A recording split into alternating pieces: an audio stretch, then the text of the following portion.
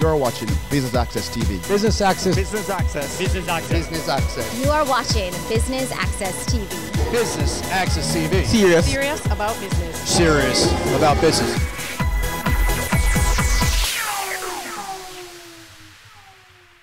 It's the last PSOJ President's Breakfast Forum for 2018, and Business Access TV, as usual, is here to bring you the highlights. I'm Javon Keys. Stay tuned.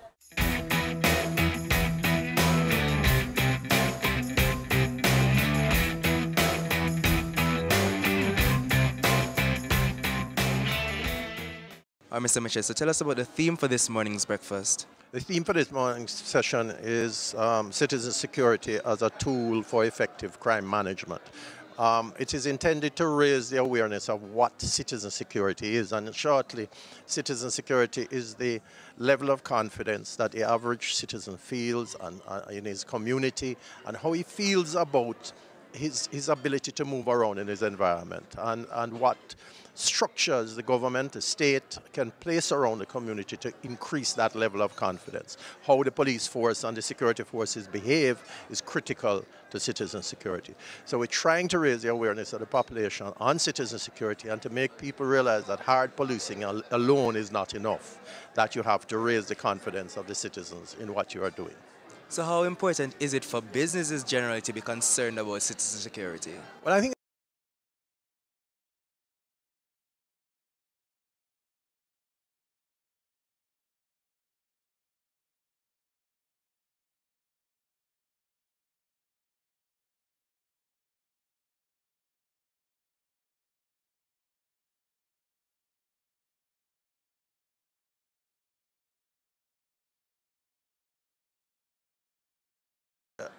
are, among other things, that you get a platform to express your concerns, to express your interests.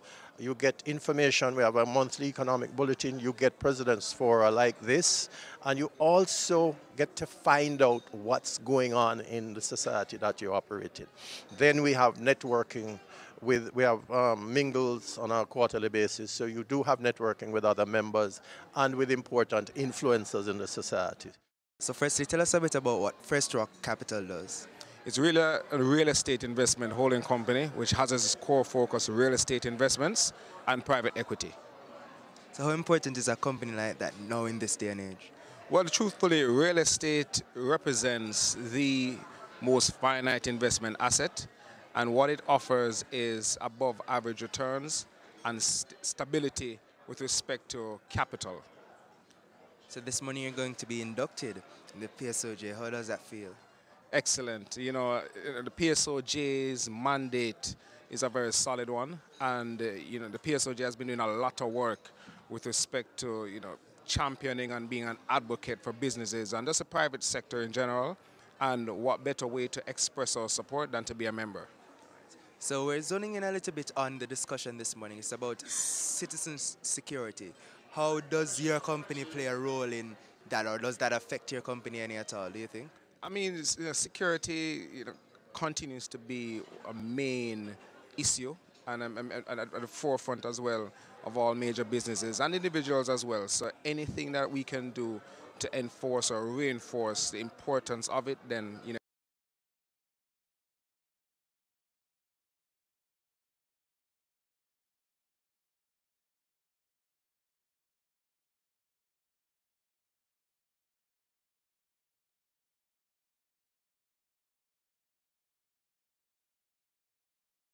of the local, regional, and international levels. We know this, that when a country fails to protect its people from crime and violence, it leads to a breakdown in the relationship between those in power and those who are being governed. Therefore, we have to ensure that the correct checks and balances are made to foster that relationship by creating the required community action plans, better citizen police arrangements, and having an overall coordinated system of crime control and crime prevention. We've seen the implementation of the states of emergency. We've also seen a number of zones of special operations being declared across several communities in the country in a bid to really put a cap on the criminal acts taking place in those areas. We've seen some positive results, certainly when it concerns St. James and the murder figures trending positively downwards. And we've also seen where acts of violence in general has trended down in these areas. What more can we do? We will explore all of that this morning. But we'll also talk about whether these approaches are indeed effective and how much more can be done in this area. Moving right into the rest of the proceedings, ladies and gentlemen, I now invite Mr. Howard Mitchell, President of the PSOJ, to deliver opening remarks. The subject that we are going to discuss this morning is a critical but not a well understood one, I think, in this society. I think that it is fitting for the PSOJ to end the year with the same topic that we started the year with, which is the issue of crime.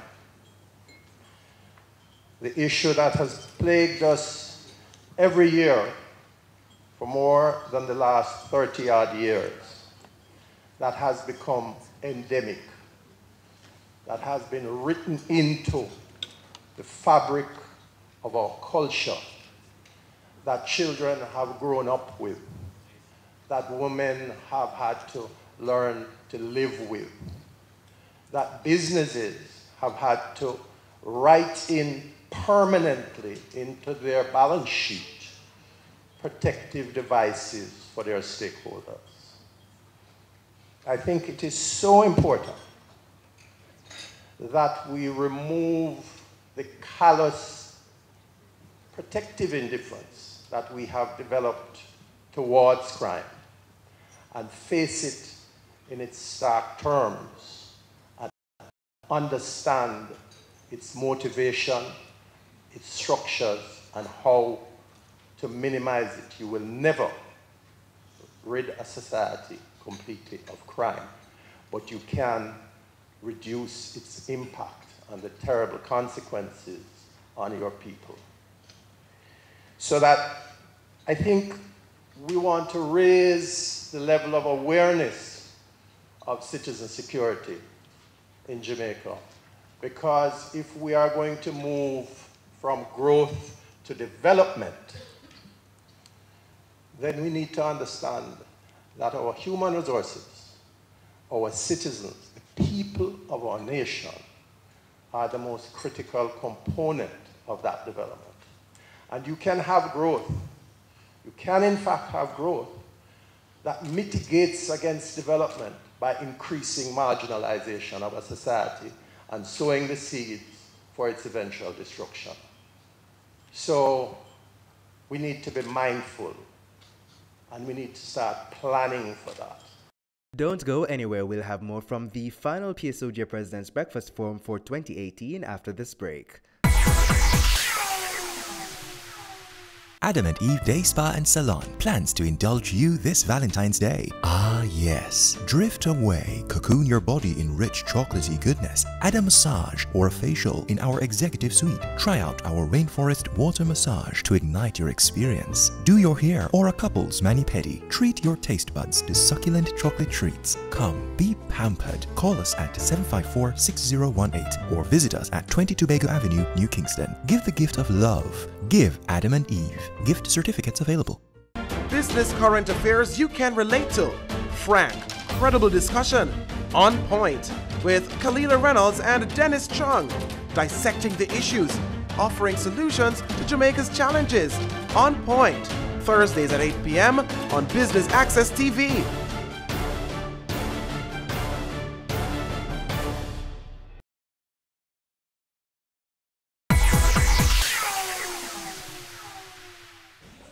Thanks for staying with us. If you're just joining us, you're tuned into BATV's coverage of the final President's Breakfast Forum for 2018. Let's head to the stage. I now invite our President, Mr. Howard Mitchell, to make his way to the podium to present the certificates to our new members. So, our first inductee today has joined us as an individual member. Please join me in welcoming Nadine Burrows-Siaga. Nadine has managed Island Broadcasting Services Limited better known as KLASFM. She has also worked with National Supply Company Limited, Stewart's Auto, Silver Star Motors, T-Tech Limited, and Prime Sports. 876 on the go. One of our new corporate members to allow commuters to book cabs and make payments online, making transportation more secure for passengers and also for drivers. Bumblebee Digital Agency, specializing in targeted Wi-Fi advertising, digital marketing, social media management, and integrated marketing campaigns. The company has been reinventing how regional partners connect with their audience through its team of professionals and innovative concepts. First Rock Capital Holdings, an easily understood business model. By owning and managing properties that generate income, developing these properties and selling them for financial gain.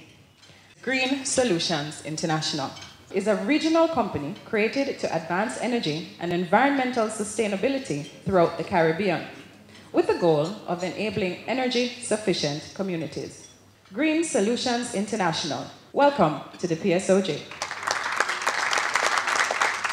Mico University College.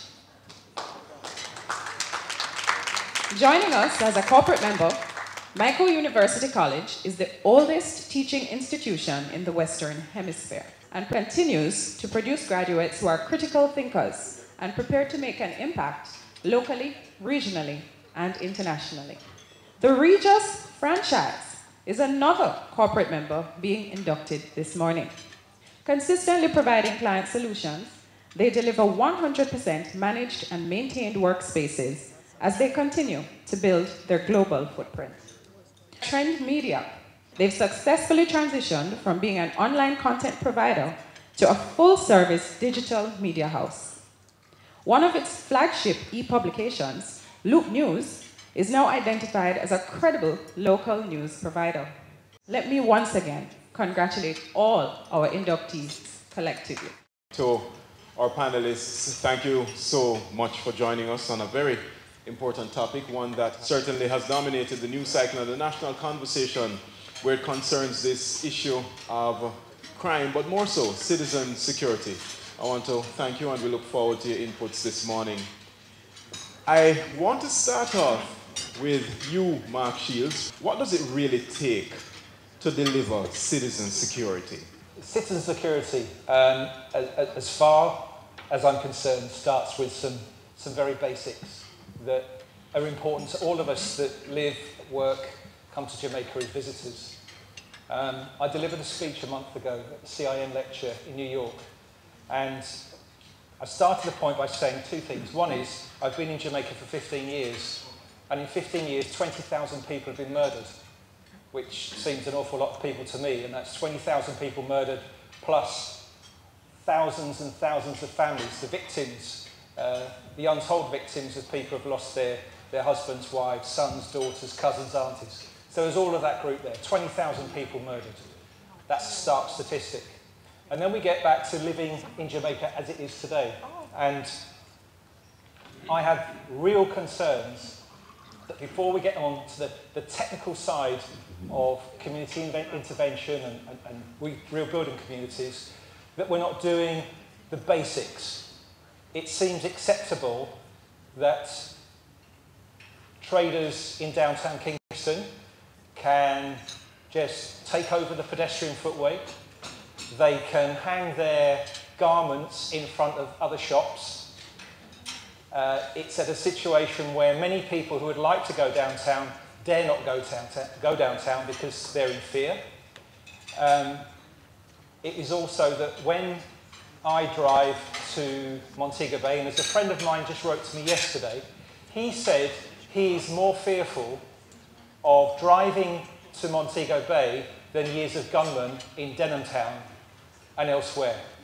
Because as you know, because you guys do it as well, every time you drive to Montego Bay, you take your life in your hands because you see the bad standard of driving. And that is a real threat, and life should not be like that. Yeah. The third point I make is something that I've been, let's say, tweeting about over the past couple of months, and it perhaps became even more ironic last week into this week, that, again, the basics. If you look at the so-called licensed taxis in this country, where there are very clear rules and regulations that say that the windows must not be tinted, that there shouldn't be any markings on those taxis, that they should abide by the law like the rest of us, obeying red lights, not cutting up on the outside, all of that stuff that you guys live with every single day of your lives and causes you all stress. And I believe that we have to start by dealing with that. Now, people say, well, how do you do it?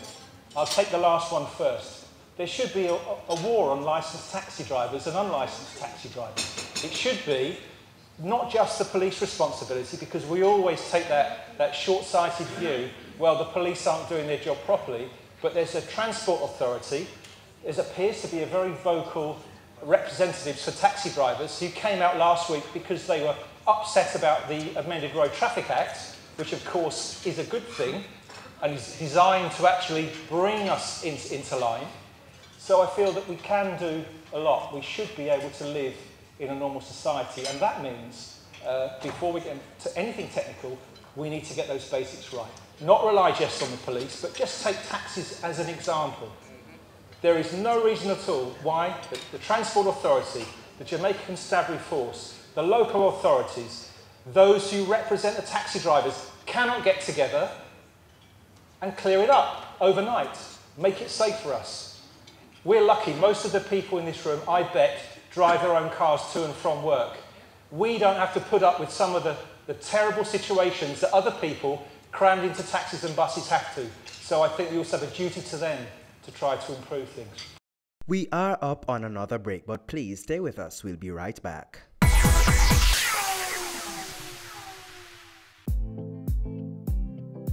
Stay current and gain more information on the ever-evolving industry of real estate on Home Sweet Home, Sundays at 4:30 p.m. on Business Access TV.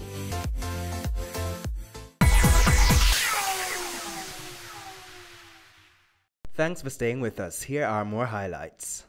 From where you sit, Mark Shields speaks much towards institutional strengthening. But I want to put to you the citizen having a responsibility as well, and how the citizen carries out that duty within the democracy.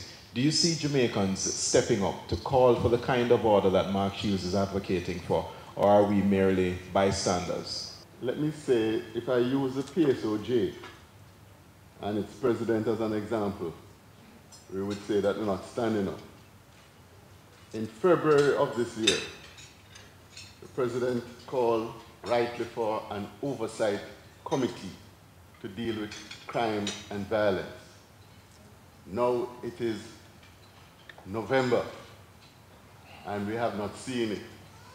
How many citizens, how many civil groups have supported that call is really inadequate. We heard an announcement from the Prime Minister yesterday in New York saying that he's going to be setting up a commission on crime early in 2019. Yeah, I heard it before that it was going to set up a summit. Yes, we heard about the summit too. Yeah, so it's not new. What I said on Sunday at a congregation in St. Thomas, and Mark Shields was mentioning 20,000 killed since he has been here. And I have been here a little longer than him. I said that if any year 500 persons were killed who are the brightest and best, influential leaders, we would find the resources and the time to make significant changes.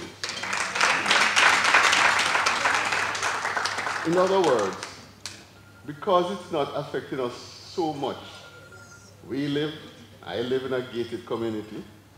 Some people have protective services, but anytime it starts to affect us greatly, we will do more. This is where I'd love to bring you in, Richard Divins, because the question is, how much of a rights-based approach do we take in dealing with citizen security? Well, this is something that the government has been starting doing in the last years, at least for a program that we have been supporting, which is the Poverty Reduction Program. And in a certain way, the fact that we are supporting the social inclusion of areas of here in Kingston and other areas in Jamaica. The fact that we are trying to promote a better economy in those areas, we are trying to promote the safety, the social cohesion. This is something which is very much related in improving the security in those areas. And in this respect, it is very important. It's very important when the government, or together with international donors, we are supporting the design of a citizen security program in the social aspect of the citizen security, the participation of the communities in the decision-making of the activities, of the project, of the initiatives is crucial. Without the participation of the civil society, without the participation of the communities, it's impossible to take ownership. We need the commitment of the people. The question is, what are they committing to, especially when they already think that it's a sort of a one-man against the world situation, the rest of the society is against them. They're ensconced in their own, enclaves, so to speak, thinking that they abide and apply their own rules. Here comes now social intervention, trying to change all of that. But how much will social intervention be influential to the process? What else is needed? Social intervention will contribute a great deal. It has been contributing and it will continue to contribute. But by itself, of course, social intervention will not do everything. You speak of citizen security as effective crime management. Citizen Security and Justice Program is out of the Ministry of National Security, but it has a component that deals with the Ministry of Justice. When we look at social development, we have to speak of citizen security, yes, but we have to speak of justice. We have to speak of rights. As you know, Peter Tosh had said, he wants equal rights and justice. Don't give me no peace, I want equal rights and justice. And unless citizens see themselves as owning or owning a process of development, of inclusion, they will not feel as if, yes, it is for their benefit. Our experience has shown, and I'm sure JCIF and other agencies have shown, that residents of vulnerable communities wholeheartedly support and embrace social interventions when they are a part of the process. We deal with crime prevention. As you know, crime and violence is multifaceted. It has many different actors, many different players, many different sectors. We do not treat with crime control, or crime suppression, which we see as the work of the security forces. We think that crime prevention is critical to the development of Jamaica, to treating with crime and violence. And crime prevention starts before a child is born. Yes. And it goes way on into adulthood. We have not yet, and the chairman spoke about it, recognized fully the importance or the knowledge. We do not know how important crime prevention is, in that we have to treat with it in a sustained, multifaceted manner. In a nutshell, no ministry should get a budget passed each fiscal year without showing the country where in that budget is the allocation for activities to treat with crime prevention. Because it is so multifaceted, it touches on every sector. Every sector has a role to play. And let me repeat, no budget should be approved unless we can see where that sector, what that sector is doing. We welcome the idea of an oversight or a commission, because what we have observed is that the lack of collaboration among the sectors is one of the handicaps. It is something which causes waste, inefficiency, lack of adequate outcomes. And until the government can have a robust, very robust mechanism, institutional arrangement to ensure that there's collaboration between education, health, national security, all of these sectors working in their own way, but at the same time, designing together, implementing together, evaluating together. Until we get that, we will be groping in the dark to a large extent. And that's it for coverage of the final PSOJ President's Breakfast Forum for 2018. I'm Javon Keys for Business Access TV, serious about business.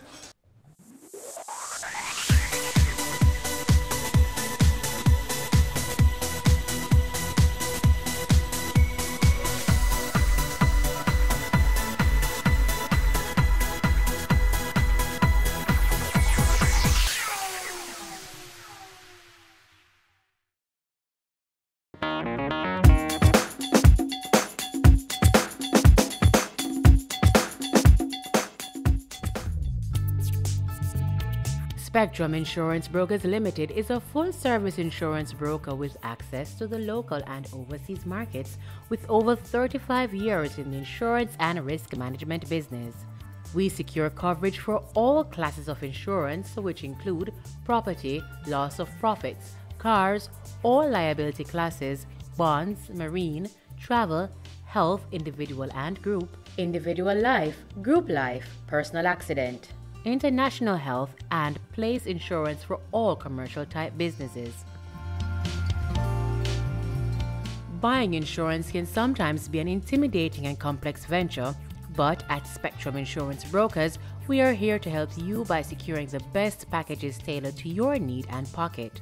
Over the past 5 years or so, I've been coming to Spectrum Insurance Brokers for renewal of motor vehicle insurance on behalf of my brother. And that experience has proven to be very good. I find the staff very helpful, and they usually try to get the best rates for me, for my brother. And on the whole, it's been a very rewarding experience.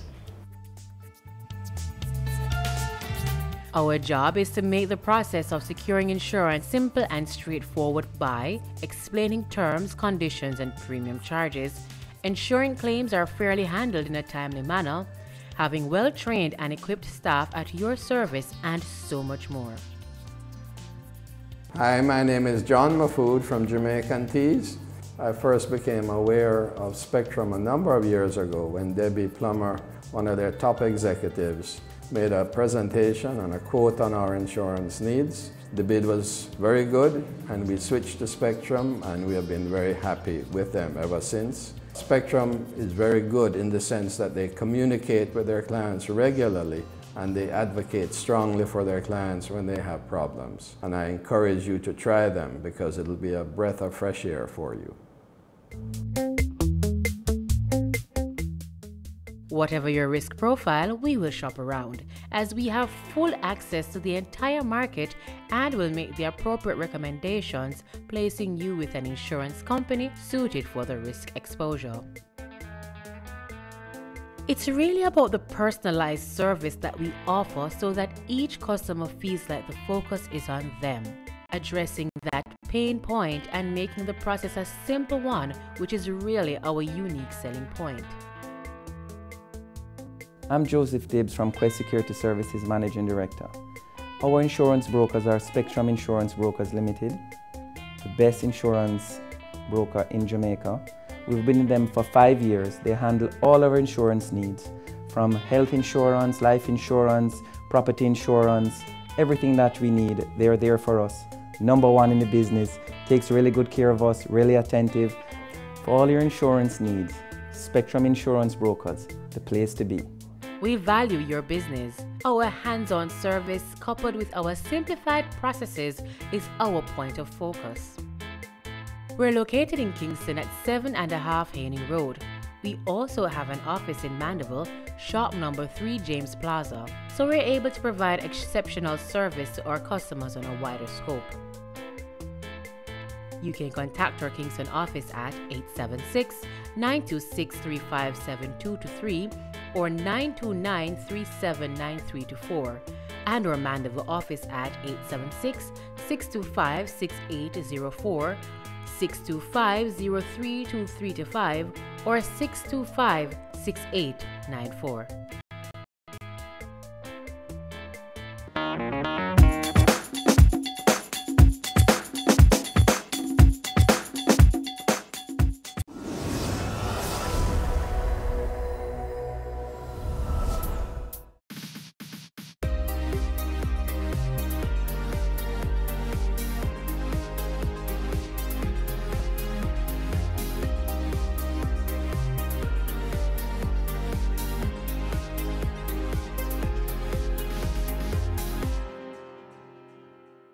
Are you the parent of a young adult who is at home, not working or not in school?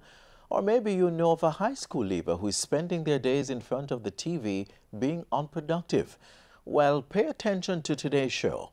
We will zoom in on an exciting program in the tourism industry that provide youth with the tools they need for employment.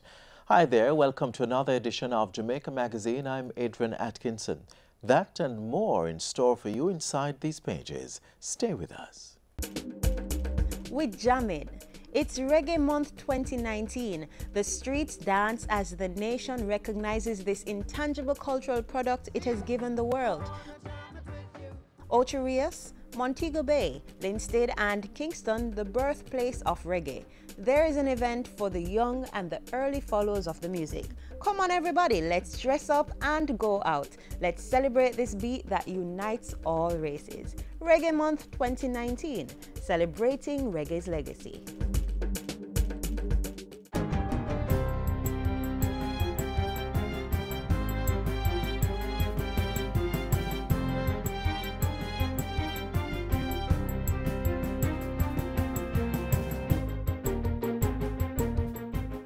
Good day, I'm Stephen McHugh and this is your JIS News for Tuesday, February 5.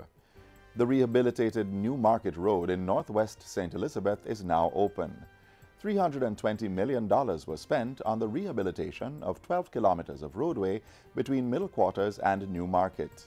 It is expected to reduce travel time between St. Elizabeth and Montego Bay by at least 1 hour. Transport Minister Robert Montague has urged the citizens to maintain the condition of the road. The road has to be maintained by the government and the people, because it is the government and the people that is going to use the road. And therefore it is your responsibility as a Jamaican, because if every day we have to come back and spend money on this road, we won't have no money to spend on any other road. The minister says other roads in the parish will be repaired in the coming months. There are also plans to rebuild a tank at Louisville in the parish to produce water for community members.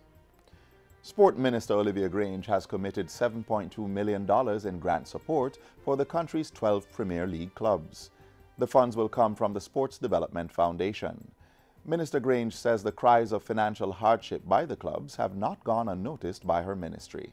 So I'm making available to each club $150,000 for the period from January to April. There are 12 clubs, and so each club would receive $600,000, which will help to cover the shortfall that the PLCA had in providing the subvention to the clubs. I've also decided to give the PLCA an additional $150,000 per month, which again will be a total of $600,000 to assist with the administrative work. The Ministry of Health is reiterating its call for persons to take precautionary measures against contracting the dengue virus, which is spread by the Aedes aegypti mosquito. Chief Medical Officer Dr. Jacqueline Bisesa McKenzie says there are 4 strains of the dengue virus, and even if you have contracted one of the strains, you are still able to get the others. She stresses that there is no cure for dengue. Once you get dengue, the severity of the illness we cannot predict. The course of the illness we cannot stop. We can only monitor and treat what we see happening. We have to wait out the course of the illness. The CMO was speaking on JIS's Get the Facts program, where she urged persons to destroy mosquito breeding sites. Still on health, residents of Magotty and surrounding communities in St. Elizabeth will benefit from the opening of an eye clinic and training center. It is located at the Holy Spirit Catholic Church. Member of Parliament for Southwest St. Elizabeth, Floyd Green, and signifies the power of partnership in the development of the nation. A lot of our residents are unable to afford the services. And especially in rural Jamaica, not only are we unable to afford it oftentimes, we're unable to access the service. So this project, which brings accessibility and removes the cost factor, is something to be applauded. The eye clinic and training center were constructed with the assistance of the Diocese of Poland and Food for the Poor. The eye clinic complements a health center that has been in operation at the Holy Spirit Church for 8 years. The training center, which boasts 3 classrooms and an auditorium, will serve the Magotty community in the areas of skills training and literacy development. A taxi operator registry is being developed to act as a reference point for persons who employ taxi operators. The registry will provide information on the driver as well as his or her driving and employment history. The Transport Authority is collaborating with several taxi associations and insurance companies to create the database. Portfolio Minister Robert Montague says the registry will contain data collected by each entity. We are gathering the information as to the amount of accidents, the amount of points, their driving experience, the experience that the employer would have had with them. So when they turn up to another person, the person would call Transport Authority to say, can you give me a background on this particular driver? Their driving history, their accident history, etc., etc. Minister Montague was speaking with members of the Transport Operators Development Sustainable Services during a meeting at his office last Thursday. And finally, the University of the West Indies, UWI, will be hosting its Research Day from February 6 to 8 on the Mona campus. The event will feature displays on mosquito resistance to magnesium, cannabis for medicinal products, as well as mammogram and breast cancer. There will also be a lecture discussion on Vision 2030, the country's first long-term development plan, which connects economic, social, and governance issues. We're looking at how academia is going to take that step to advance the Jamaica we want by 2030, and we need to showcase the interlinkages a bit more. So here we are partnering with the university. We are very happy to be doing so because it really gives us the opportunity to bring Vision 2030 Jamaica alive to the thousands of students we have on campus. The program director of the Vision 2030 Jamaica National Development Plan was speaking at a JIS think tank recently. The 20th staging of UWI Research Day will be held under the theme Driving Research for Social and Economic Development. And that's it for JIS News Today. I'm Stephen McHugh. Thanks for watching.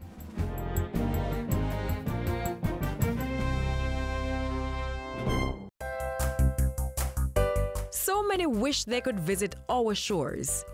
We live where they vacation. Brand Jamaica beckons all from the 4 corners of the earth.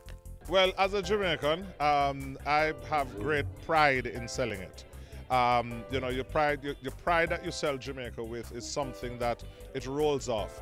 Jamaica has so much to offer, and every time I have the privilege of bringing an executive down to Jamaica, an executive from an airline or a tour operator or a travel agency, and you take them across the country, you know, the pride that they said, wow, I can't imagine, especially when it's their first time. Wow, I love this. Build it. Cherish it. Our wealth is Brand Jamaica. Coming up, the happenings within the office of the Prime Minister over the past week.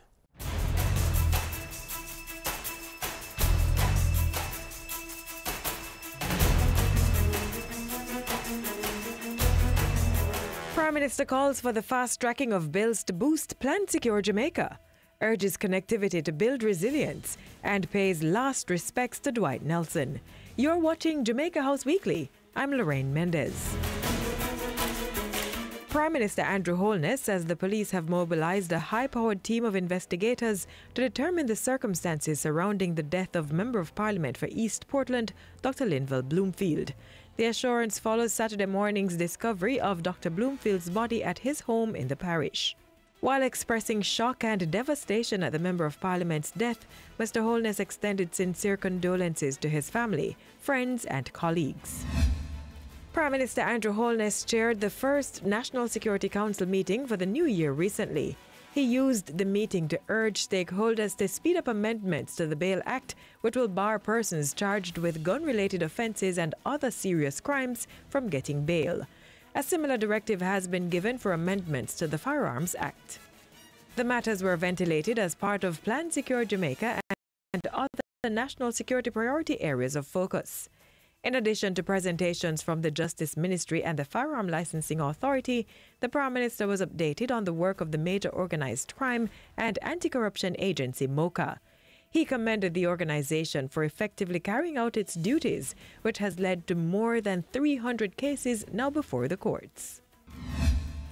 And coming out of the recent cabinet retreats, government says the Harbour View to Yalas leg of the South Coast Highway Improvement Project is expected to start by year-end. Final design work for the corridor is to be completed in 6 months by China Harbour Engineering Company Limited, CHEC. Reiterating the importance of the highway improvement project, Cabinet said the tender for the first subcontracts will be issued before March 31. The 5 priority areas are Hordley to Long Road, Manchonil to Fair Prospect, Morant Bay to Surge Island to Cedar Valley, and Morant Bay to Prospect. They will be carried out by local contractors. The other 10 packages will be completed over a 2-year period. On Tuesday, the Office of the Prime Minister clarified discussions from a sitting of the Public Accounts Committee. The OPM said the Prime Minister had not finalized or approved the terms of reference for a forensic audit into oil losses at Petrojam Limited. Though a terms of reference had been submitted, the document has to go through a review process involving the OPM, the Ministry of Finance and the Public Service, and other stakeholders. The OPM also disclosed that Petrojam was not being asked to undertake a forensic audit or appoint a forensic auditor into oil losses at the entity. The Prime Minister's office, however, maintained that once appointed, the forensic auditor's work will run parallel to that of the Petrojam Review Commission and, where possible, feed into the Commission's considerations. By Wednesday, the Prime Minister toured the upgraded Kingston Container Terminal. He reiterated government's intent to increase its divestment of state assets to competent private sector entities for full utilization. The facility is managed by Kingston Freeport Terminal Limited, KFTL, under a 30-year concession agreement between the Government of Jamaica and CMA CGM. Prime Minister Holness expressed satisfaction that the operations has so far employed 1,260 persons, 300 of which are new jobs. I think this is an example of how the process of divestment can increase the value of the asset of the government, because the government still owns the asset, increase the operational efficiency and profitability of the asset for the country and for the persons who are operating it yourselves, the concessionaires. So far, KFTL has invested nearly $300 million into the facility, to include the dredging and expansion of the wharf's access channel and turning basin. I'm very interested in the work that is going to be done by the Resilience Center, not just for tourism, but more importantly, what lessons could other industries learn about the speed of recovery after disaster and building in redundancies and protocols to ensure that we have resilience and sustainability. Prime Minister Andrew Holness, as he launched the Global Tourism Resilience and Crisis Management Center in Montego Bay, St. James, Wednesday. Based at the University of the West Indies Mona campus, the center is to assist global tourism destinations with preparedness and management crises recovery. Mr. Holness called on policymakers to study tourism's ability to recover from exogenous shocks and apply them to underperforming sectors of the economy. According to the Prime Minister, the tourism industry has grown 36% over a 10-year period, while the economy overall only grew 6% for the same period. For policymakers, it is important that we study this phenomenon, we understand it, and we properly document it and assimilate it and mainstream it into our practice to ensure that whatever kind of disaster that may affect us, we can actually recover. The Prime Minister used Wednesday's launch to give the assurance that the island was equipped to handle threats to the tourism industry from pandemics and cyber attacks. Back in Kingston Thursday, the Prime Minister read the first lesson at the funeral for former National Security Minister Dwight Nelson. He was also in attendance at Saturday's funeral for political commentator and journalist Troy Kane. We are the less for not having Troy around. His incisive and insightful commentary and analysis, his guidance, he was truly a great Jamaican to be noted. On behalf of the people of Jamaica, I want to say thanks to Denise and family for letting us have Troy and the great contributions he has made. At Jamaica House Tuesday, the Prime Minister met with representatives from the Office of Utilities Regulation. Talks centered on making the emergency calling system efficient and effective by implementing a system where all emergency calls use one number and are answered quickly. And that's it for Jamaica House Weekly. Be sure to join us next time for more of the news coming out of the Office of the Prime Minister. Look inside the drum. Those are the Aedes aegypti larvae, the one that causes dengue fever. If all of these larvae mature to be adults, and if the female larva bites someone with the dengue fever, it will acquire the dengue virus. And if that mosquito bites you, you will get it. Dengue fever? Yes. Help prevent the spread of dengue. Clean up your home and community. Destroy mosquito breeding sites. Protect yourself from mosquito bites. Prevent dengue fever.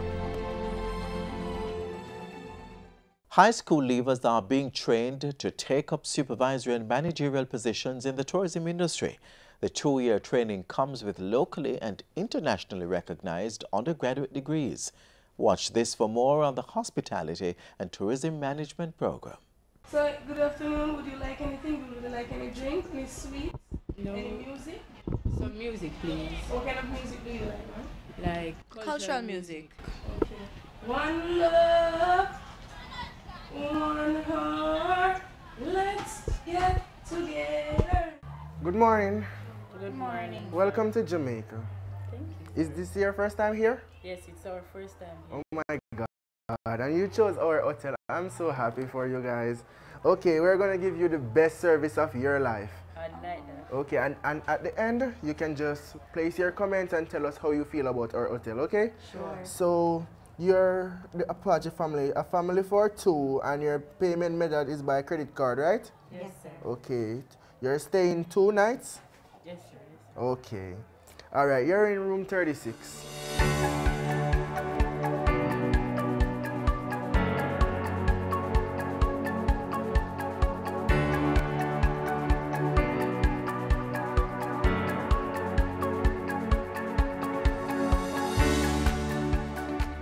Good afternoon, class.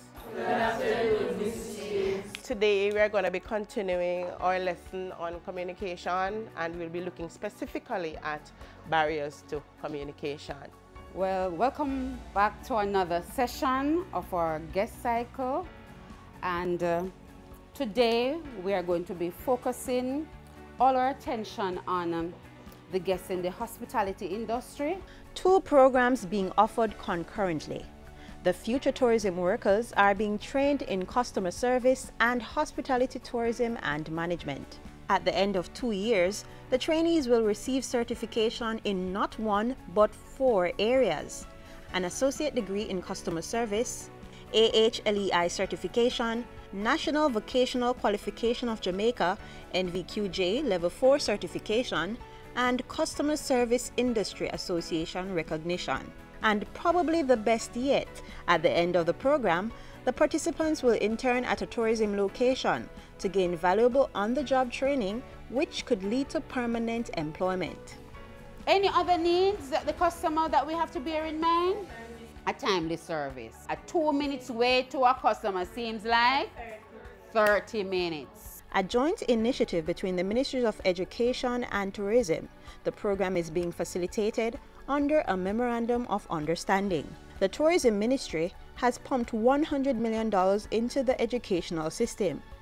It is a 2-year program offered free of cost to trainees. Applicants must possess 5 CSEC subjects or Level 2 certification in hospitality or tourism management. But what is the HTMP? It is offered by the American Hotel and Lodging Educational Institute, AHLEI, and is the official industry-recognized curriculum to prepare students for work in the hotel and accommodation sector.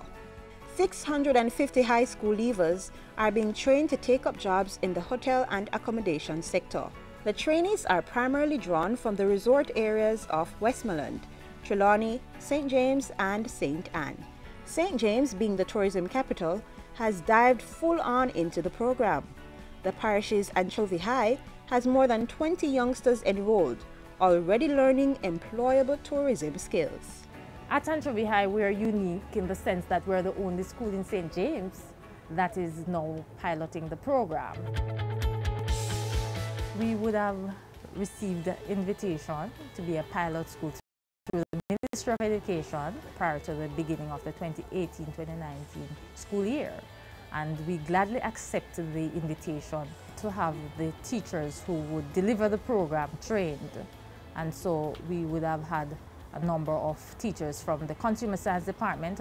And so we would utilize the principal's cottage and transform that area to accommodate the program. 30 Jamaican teachers were trained by the American Hotel and Lodging Educational Institute's Certified Hospitality Instructor Program to deliver the course to local youth.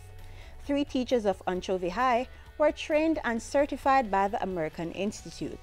2 of those teachers are Olga Clark James and Fayoni Sawyers McFarlane. The students are very, very enthusiastic about the program.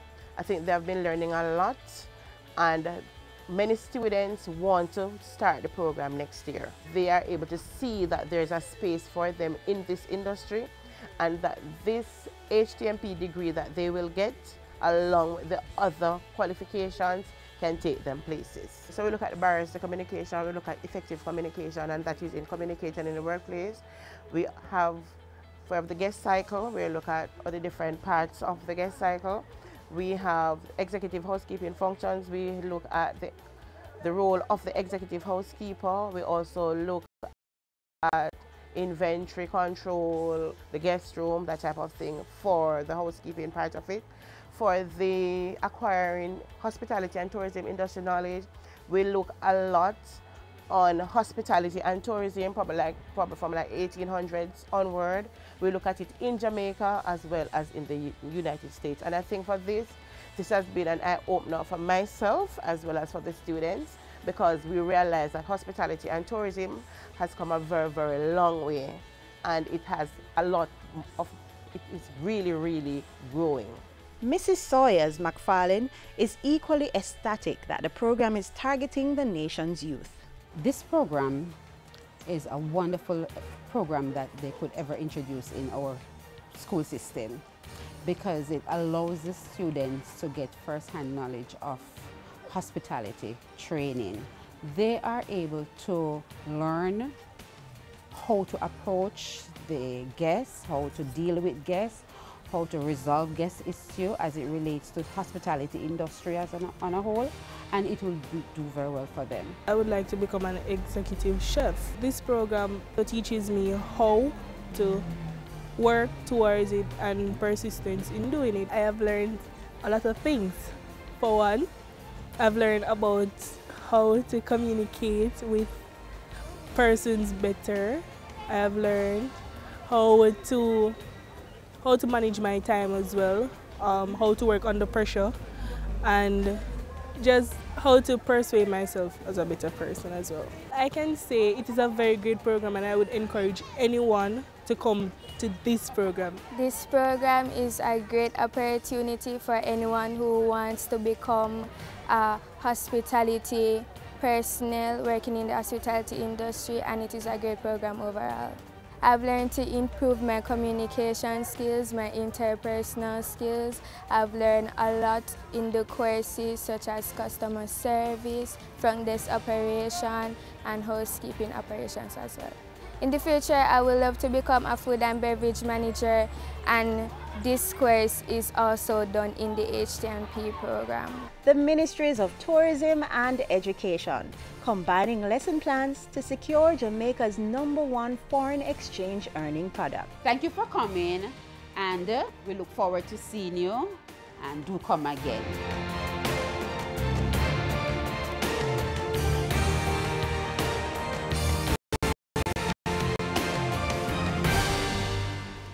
Do you have a loved one, friend, or client who passed away since 1998?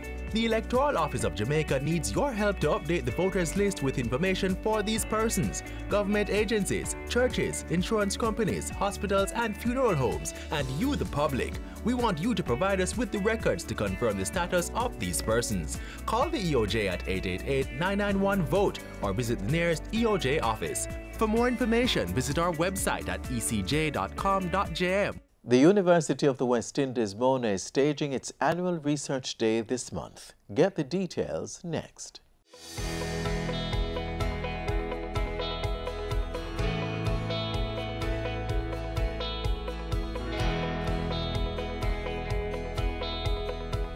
Research Day started as a one-day event in order to inform the public as to what we do. The thinking then, as it is now, nothing has changed in the thinking, is that we're a public institution, not as in publicly funded, since we're mixed, but we serve the public. The public, therefore, has what we do and what they are paying for when they send their children to UWI. Research Day starts Wednesday, February the 6th, the official opening ceremony being at 10, and it is open to the public from 2 onwards. We will close at 5. We're open all day Thursday to the public and again on Friday. The highlights for Research Day, some of them you would have become aware of. We have a lot of research on the mosquito. We have Dr. Sheena Francis, who is talking about the resistance of the mosquito, that we're finding that this mosquito is beginning to be resistant to malathion and to others. There's also the Dr. Delgoda, Rapika Delgoda's team, that's looking on the natural products. We have emerging research, which will be on cannabis. That's going to be topical.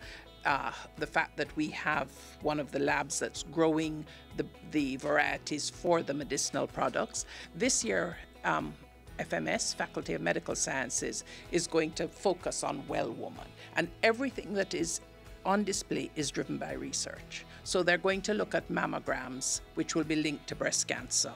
They're going to look at the entire age spectrum, from the newborn, the infections in the newborn. So we go with issues that affect development all the way to sexual health. Our talks, so on the Wednesday night, Dr. Henry will lead a lecture discussion moderated by the principal himself on Vision 2030 and the interaction of research, the importance of research, evidence-based. On the Thursday night, also at 6 o'clock, and this is a highlight, it's going to be on display as well. You would have heard recently of the closure of the malnutrition ward, the TMRI malnutrition ward. So Professor Jackson, who was on staff at the time, is a Jamaican by birth, will come back and will give the lecture, Mission Accomplished. It is Mona Research Day at 20. We have grown from a 6-hour demonstration in the Assembly Hall to 3 days of demonstrating our research. Over this time, we have come to appreciate the major contributions to policy.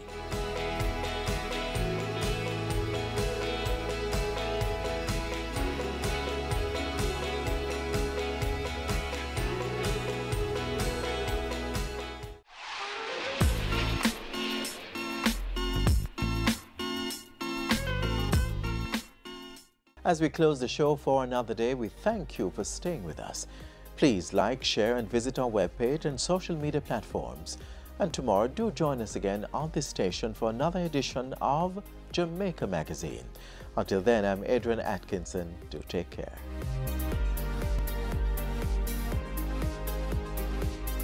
Adam and Eve Day Spa and Salon plans to indulge you this Valentine's Day. Ah yes, drift away, cocoon your body in rich chocolatey goodness, add a massage or a facial in our executive suite. Try out our rainforest water massage to ignite your experience. Do your hair or a couple's mani-pedi. Treat your taste buds to succulent chocolate treats. Come, be pampered. Call us at 754-6018 or visit us at 22 Bago Avenue, New Kingston. Give the gift of love. Give Adam and Eve. Gift certificates available. You're watching Business Access TV. Business Access. Business Access. Business Access. Business Access. You are watching Business Access TV. Business Access TV. Serious. Serious about business. Serious about business.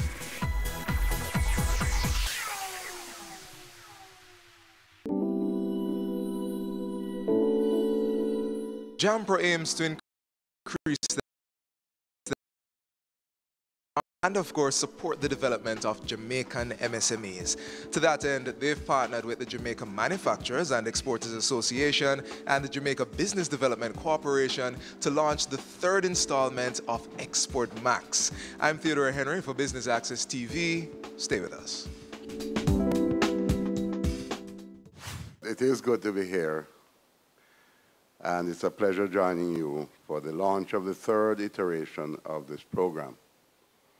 This morning's event is a fitting tribute to the industry players and signals a great promise for the micro, small, and medium-sized enterprises and the importance that has been placed on export diversification.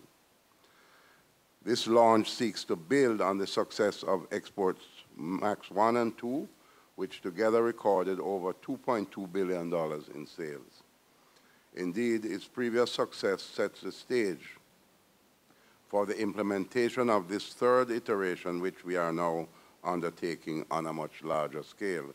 Let me take this opportunity to commend the JAMPRO on conceptualizing and taking us this far with this program. And let's welcome our new Export Max partners, the Jamaica Business Development Corporation and the Jamaica Manufacturers and Exporters Association. With their strengths, we'll be joining forces to improve and efficiently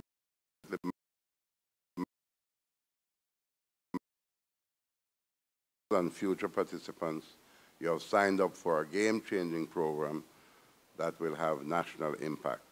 Jamaica has strong export potential and growing export capacity. The imperative for achieving greater export performance and thus realizing export-led growth and global competitiveness in our exports as part of the export strategy is therefore of extreme importance as we strive for national prosperity and wealth creation. In the globalized economy, it is critical that Jamaica becomes highly organized in order to be fully integrated into the world economy in a manner that allows us to elevate our position on the global value chain and supply chains. Jamaica has been standing still for too long. Standing still while our trading partners have been taking steps to implement best practices for business and trade-friendly environments. This ministry, therefore, through its agencies, is seeking to attain greater diversification in the export industry by achieving higher value addition in priority tech sectors, increasing the value of non-traditional export of goods through increased volume and higher value addition, increasing the contribution of services exports as a percentage of our overall exports, including our creative industries, and increasing penetration in existing markets and accessing new and emerging markets. Let me add to that the specifics, some specifics which I want you to implant in your minds. There are three distinct underdeveloped markets. Let me just mention what those three are. The tourism industry. Too much of the fresh and processed foods that they consume are coming in on the planes with the tourists. And we have the capacity to supply them. Second, CARICOM. 16 countries in CARICOM. All of them are net importers of food, fresh and processed. Yet, we export precious little to CARICOM, and we have the privilege of exporting it duty-free. And what's the third significant market? The Jamaican diaspora. In Canada, the United States, and England, the market is as big as Jamaica. Somebody from London told me recently that because they cannot get what they want in Jamaica, they import the stuff from Africa and slap a Jamaican label on it. Castor oil, by the way. A lot of castor oil that is now being sold internationally with the Jamaica label on it. The raw material is not from Jamaica. Unacceptable.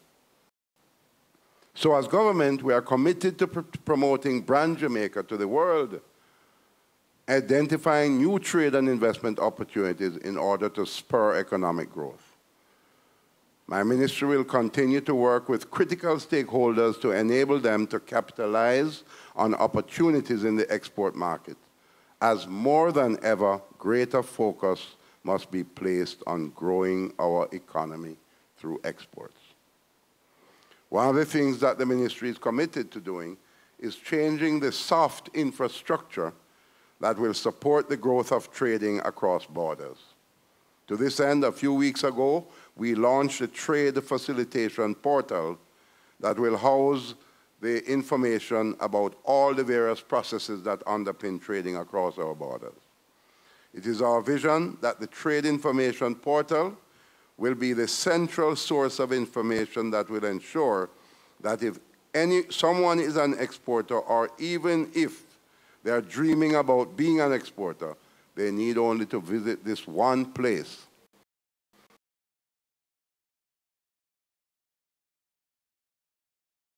The trading process.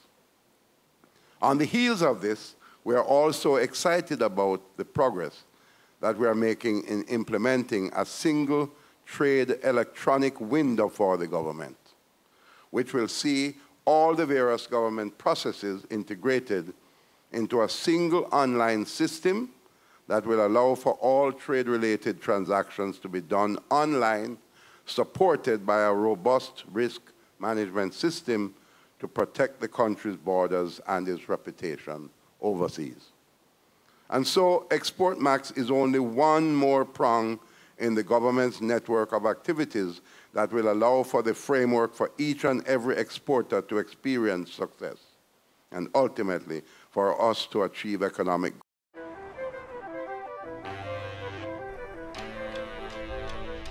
The Nissan X-Trail with All-Mode I Technologies.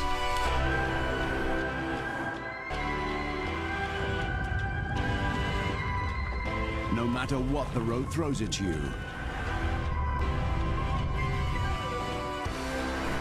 your story starts here.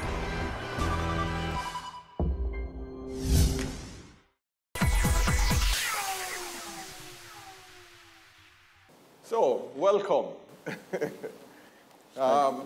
So let me start out by asking Dan, ExportMax, I know ExportMax started within JAMPRO. Why ExportMax 3 and what makes it different this time around? Okay, thanks Claude, and good morning ladies and gentlemen. We are so excited to be here at the launch of ExportMax 3. Why are we doing ExportMax 3? It's actually one of the programs that I'm proudest of in my time at JAMPRO. I think that, as the Minister said, export is one of our critical pieces, is critical in our lifeblood. It's in our DNA. We have to export. We're a small island nation. We have tremendous products. We need to take them to the world in a more organized, systematic way where we respect standards, we understand the adaptability of our products to market demands, where we understand the markets that we are trying to penetrate. ExportMax is that program. The results that we got out of ExportMax 1 and 2 show what a deliberate program can do, where you start by diagnosing what does the product need to be adapted to market demand, what evolution needs to go on in the company itself. So it's not just the product, but it's also the management that must have the right mindset to penetrate international markets. So with identifying that demand, identifying the market trends, helping the companies to adapt their products, and that mentorship which we brought on in Export Max 2 is a critical component, because the ones who are successful must help the ones who have not started yet or who have not yet been successful. So that was the innovation of Export Max 2. And what we decided in Export Max 3 is that to more than double the number of companies in the program, we really couldn't do it alone anymore, because Export Max is a really labor-intensive and brain-intensive project. It needs a lot of time spent hand-holding companies, explaining export to them, helping their management to be ready. So we really needed the help of our partners, and we're really, really proud and excited and energized that we have two such fantastic partners, as well as the other sponsors who have come on board, because we need more expertise, we need more hands on deck. Export is not easy. Standards in the international market are constantly becoming more critical, more difficult. So we needed partners on board who could help us to interpret some of the issues on the international market, some of the standards. You see Bureau of Standards is on board, and also to help galvanize those exporters to greater effort and to greater understanding. And then we needed the business development side that JBDC can bring to really help companies to develop their business plans, develop their loan applications, to become more formalized, develop their bookkeeping acumen. We think this is one of the most important programs that JAMPRO and the country have ever created, because we think that this is an integrated way of taking our MSMEs the next step forward. We are very excited, and we just want to have more participation from the MSME community, because sometimes you don't know what you don't know, and it's when you start on that journey of trying to understand how do I get from point A to point B that you start to realize what it is you don't know and how and where you can find help. So really this is a plea to and a stimulus and an encouragement and almost a demand of the SME sector listening to us today. You need to get on board, because this program can change your life professionally and change your export horizon. Okay. Valerie, you decided without hesitation, came on board. Why did you see training and capacity building as such important components for exporters? Our logo speaks for what we do, which is business development in the fulsomeness of it, and how can we help you. So we know for sure that capacity building is even beyond that thing called training. It's really getting into the nitty-gritty of the companies, the enterprises, looking at the concept, if it makes sense, whether local or external market, putting the proper structures in place, and as Dan says, formalizing the business. It means governance have to be in place. You have to know your numbers to know what stories are coming out. Worst, if you're thinking of exporting, you have to be really secure in moving forward. So we have been spending a lot of time with our client group preparing them for the market, because for us, global market is right here in Jamaica. So standards must be in place. Governance must be in place. And you must be thinking business. And I agree with Dan, we have to get over that hump of doing a little thing until some big job comes along, because it's not going to come along. So it means that we have to be innovative and we have to be on target for moving forward. We're going to be looking, as we said, as we had agreed, at all the innovative industries that have the possibilities for export. So food, niche markets, high quality, value-added products, non-food, services, certainly the technology-based industries and the creative industries in all aspects have to be part of that big umbrella. Our mandate is to help them. So even if they come and they're not ready for Export Max, it doesn't mean that they can't be in the passageway. So they need not hesitate. They need to come forward. If they're not in that lane, it means you're going to prepare them for whatever is appropriate. So there is no reason to sit and wonder if. You need to come forward and let us work together and see which lane you are really in. And if you happen to move into this fast track, now, that's wonderful. If not, you're on the way to preparation. Because we must export. Dan keeps saying export or that. I think we have been in coma because we're waiting to die. When we look at the program, or we look at life, we always like to say nobody born big. We all are a product of training, exposure, and experience. And you almost need all three in the right combination to be successful. So in the area of mentorship and advocacy, I think JMEA coming on board, which will have a portfolio of businesses that are already exporting, play a very important role. So I'd love to hear from you, Metri. Tell us in plain terms, how do you see the JMA supporting this effort and your decision to come on board? Well, when I heard Diane and Valerie speak, I realized that what we have here is a perfect marriage. Two women and one man.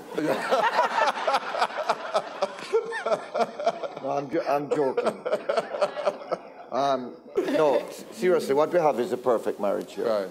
Because what we have is the JMEA that has the base of membership.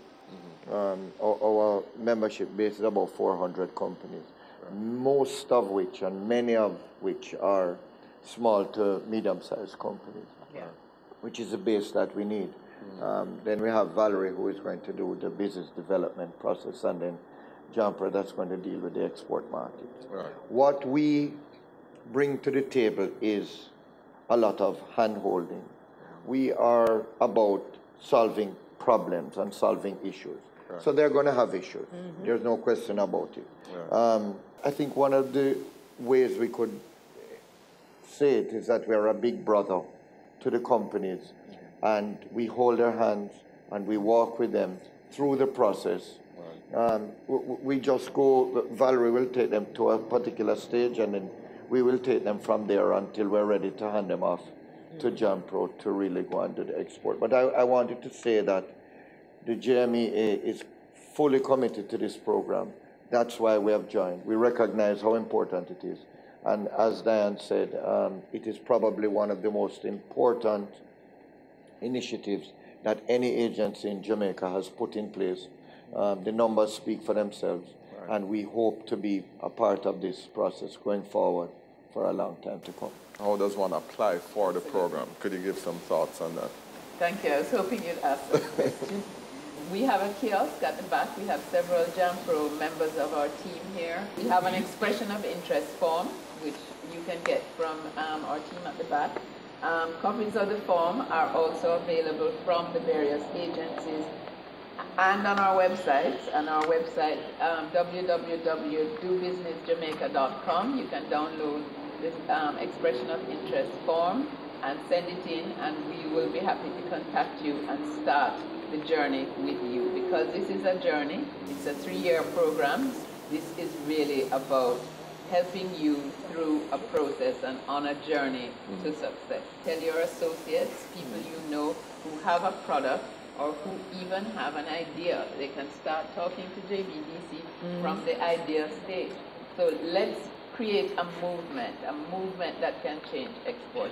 Thank you, Dan. So I'll throw it out. Any final thoughts? This is an example, the collaboration, the example how we in Jamaica should work together. Because no one institution or person has all the skills, all the information.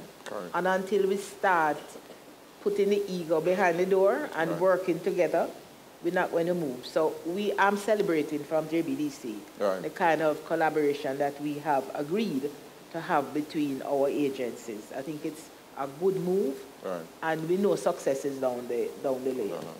Metri, any final in closing, I would ask everybody in this room, when you leave here today, call 5 persons that you know that are in business. Let us be oversubscribed. Yes. Let us have that problem. Let us reach back out to our sponsors and tell them that we need more from them, because this is good for Jamaica. Thank you, Metri. We have some Export Max graduates in the audience, and I think it's important not only to hear from us, but to hear from people who are actually on the program. So dare I say that Rita Hilton is on the Yeah, they're going to be on the program. Yeah, they're So Rita, Omar, I think you're all going to talk later on. So. All right, a round of applause for the head of agencies. Thank you very much.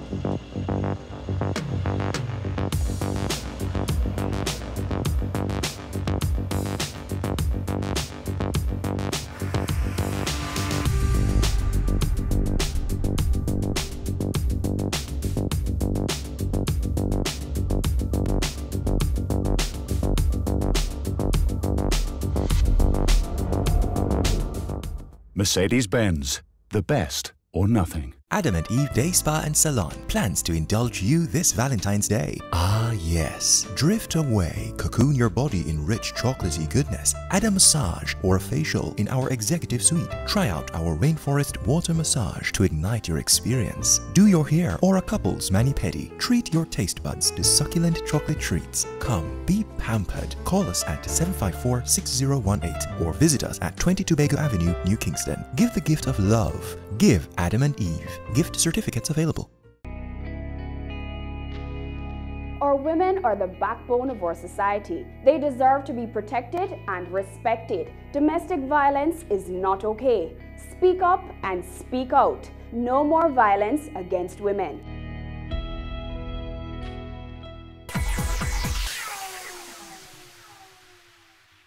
I'm going to invite some past Export Max participants to speak. Rita Hilton from Carita, Jamaica, and Omar Azan, CEO of Boss Furniture. So in the spirit of ladies first, I'm going to ask Rita Hilton to come and just give a couple of remarks about her experience with Export Max. I think this is a great opportunity. Having benefited from Export Max 2, I'd like to highlight some of the things that made it so important for me and what the results have been like. It was important for me because it allowed me to step into the Caribbean export market. Carita has been in business for 34 years, and our whole business is aligned with exports. We were primarily involved in fresh produce exports, but recently we've been adding value to Jamaican products and trying to build up that component of bringing more value to Jamaica. Now, with Export Max 2, what did I benefit from? Going into the Caribbean market, which I didn't know at all, and I have to tell you that out of that, we have one concrete market which we opened in the Bahamas. And that partner has been so impressed with our output that they have come with a proposal to invest in our company and buy equity into our company.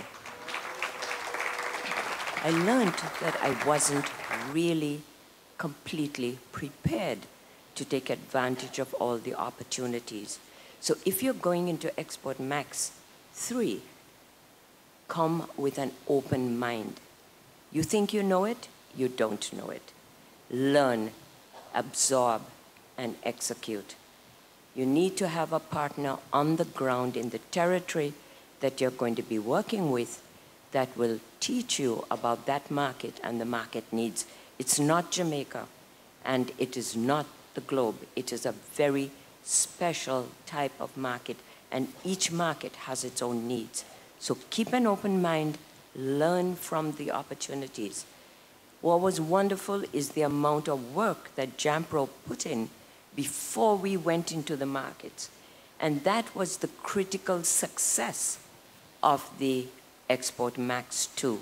Into every territory that we went, there were buyers available, and it wasn't the underlings that came to the market opportunities.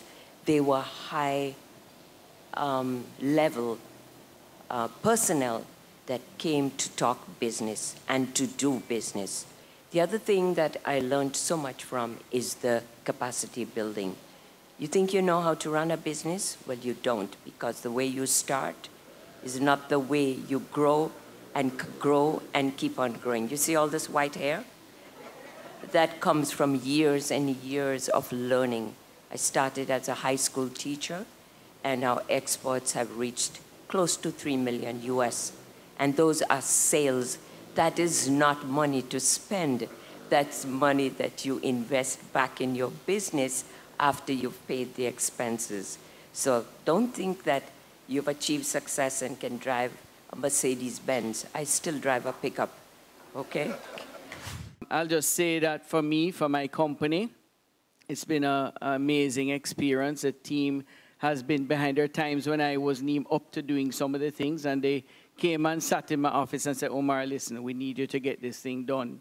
And they would push me to do it. Today, I'll say historical. This is our first time in history that our company has receivables. Today, I checked it this morning, from 14 different countries owing me money at the end of this month to pay me, to pay my suppliers, where I think at the end of this month, I can probably pay all the suppliers I owe from just a foreign exchange earning. So that is a huge, huge, huge difference than where I was a few years ago. This is an excellent thing that JAMPRO is doing. I'll say it. You know me, I talk the truth every time I come up on the podium to speak.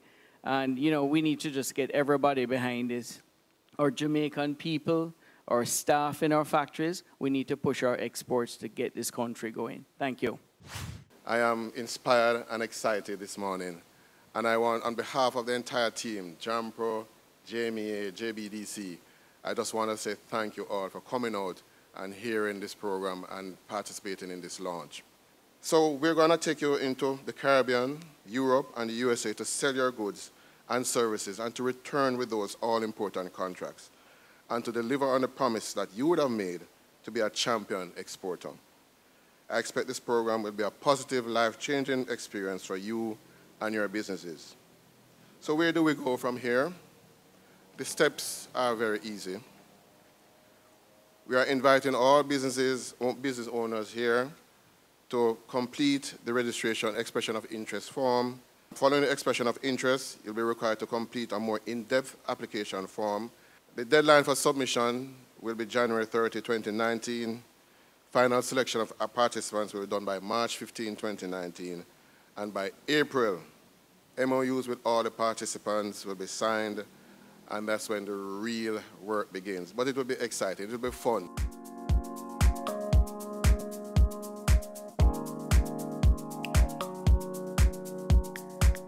This has been the launch of Export Max 3, and I've been your host, Theodore Henry. Keep watching Business Access TV, serious about business.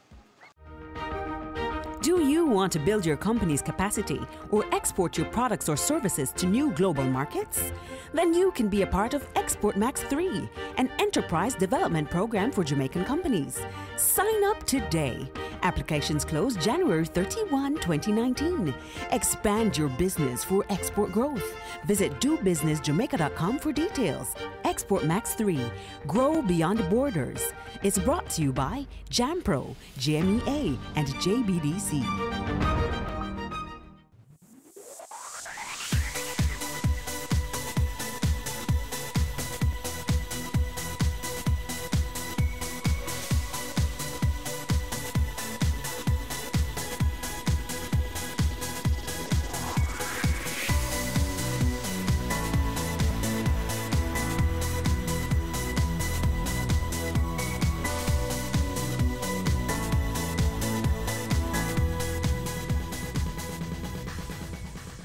Ready for cable for as little as $100? Ready for no monthly cable bill? Ready for 10 TV channels absolutely free? Then pick up our Ready TV box at authorized stores for $4,500. Hook it up to your TV set, then top it up with Ready Credit for 1, 7, or 30 days. Buy now and get $1,000 free Ready Credit and start watching your favorite shows. Pick it up, hook it up, top it up. Ready TV. Prepaid cable TV when you're ready. Now serving Kingston and St. Catherine. Limited time offer while stocks last. Conditions apply. Cameo brings the creative industries to life. Delight exciting creatives in different fields each week. Art. My life turns art. I breathe, I eat art. Fashion. Food. Without a customer, we're nothing but four walls. Music. Film. Cameo, only on Business Access TV.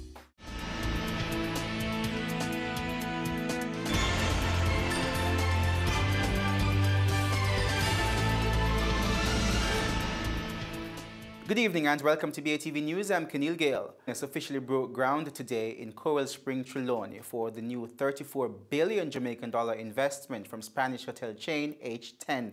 Construction is already underway by the hotel chain to build some 1,000 new rooms. The hotel, which is expected to complete 500 of those rooms by the end of the year, will be called Ocean Coral Spring. Jamila Maitland has more. Prime Minister Holness says the H10 development will bring jobs to Trelawney, which will facilitate the inclusive growth the administration seeks. In a few months, we will have a new resort here of 1,000 rooms. But more importantly, we will have more than 1,000 workers.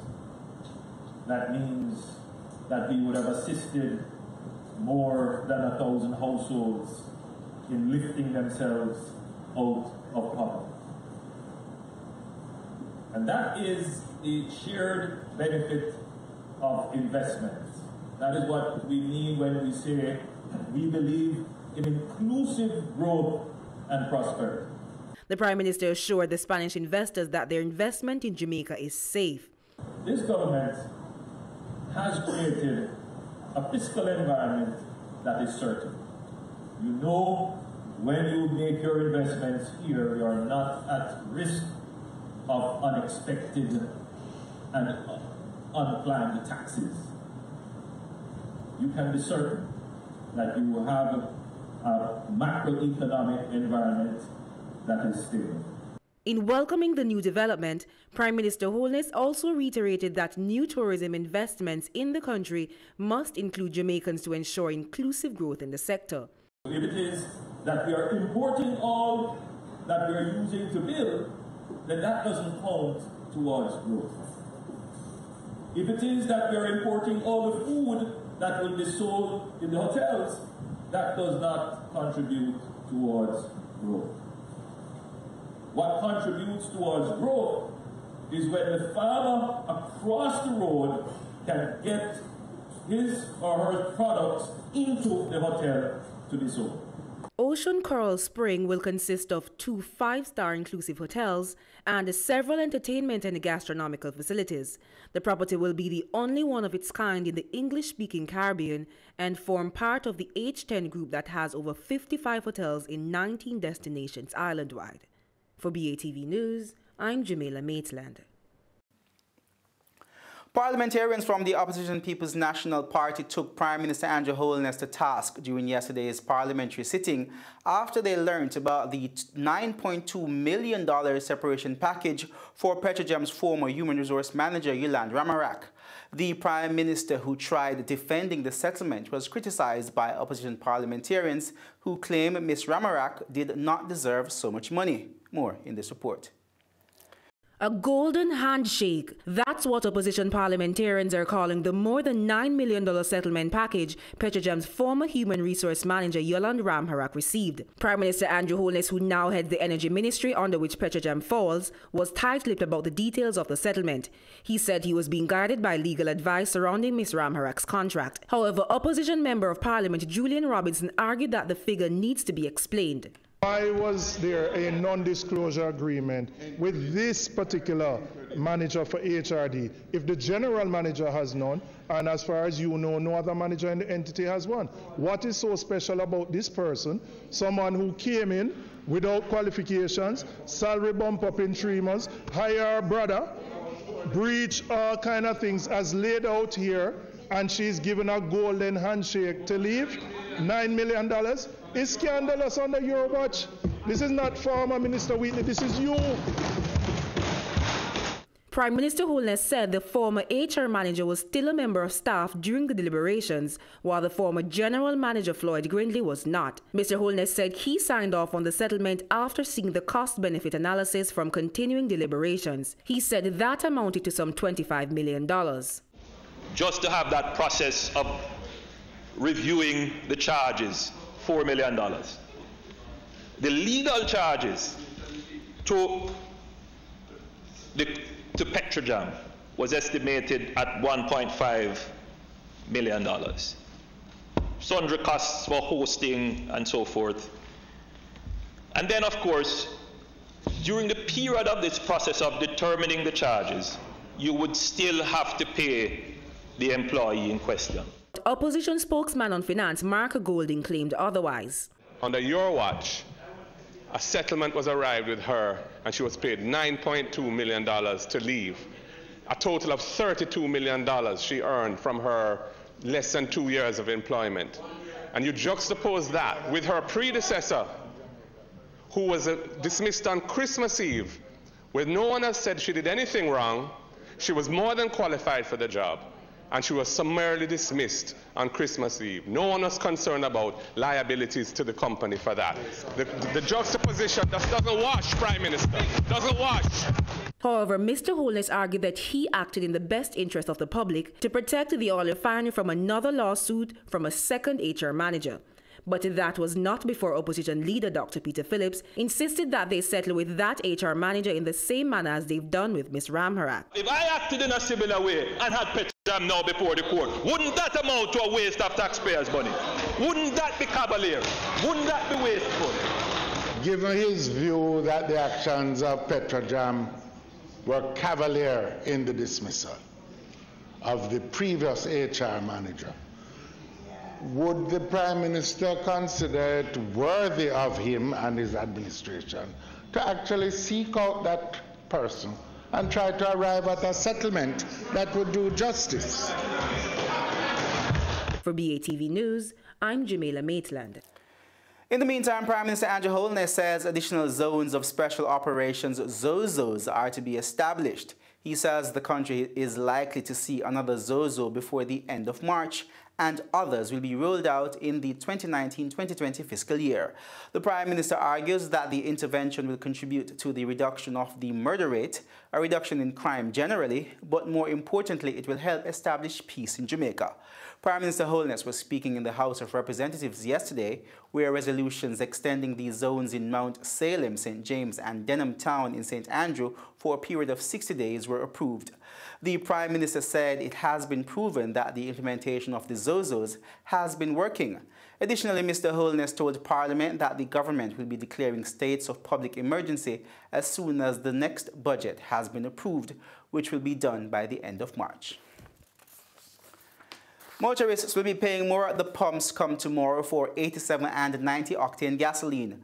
Both are going up by $2.82 to be sold for $119.56 and $122.40 per litre respectively. Automotive diesel oil is going up by $2.73 to be sold for $130.07 per litre. Motorists will also pay $2.58 more for ultra-low sulfur diesel, which will be sold for $133.65 per litre.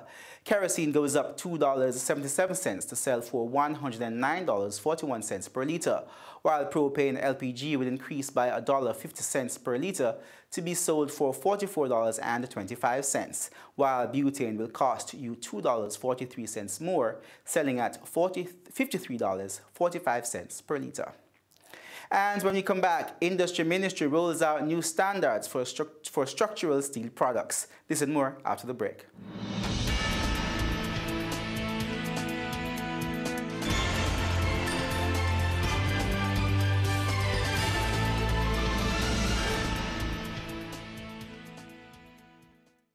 There's something new and amazing that Mommy buys called Surge lactose-free cow's milk. It's real milk that's easy on my tummy and tastes really yummy. This means everyone can enjoy real milk now. Mommy says with lactose-free milk, she lives worry-free. There's 1% for Mommy and Daddy, full cream for me. Look at milk now. now! Introducing Surge lactose-free cow's milk. Enjoy real milk. Available island-wide.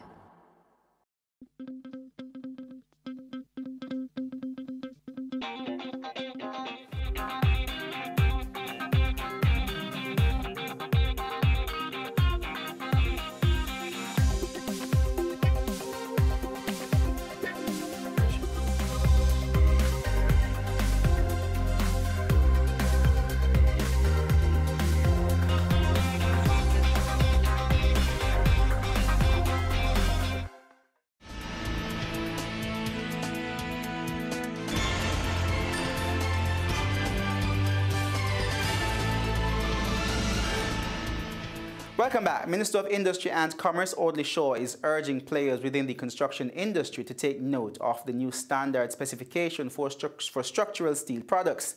Minister Shaw was addressing stakeholders at the Bureau of Standards launch for structural steel product specification in Kingston this morning. Jamila Maitland was there. Importers of steel, contractors, architects and engineers will now have to adhere to 8 new structural standards for steel.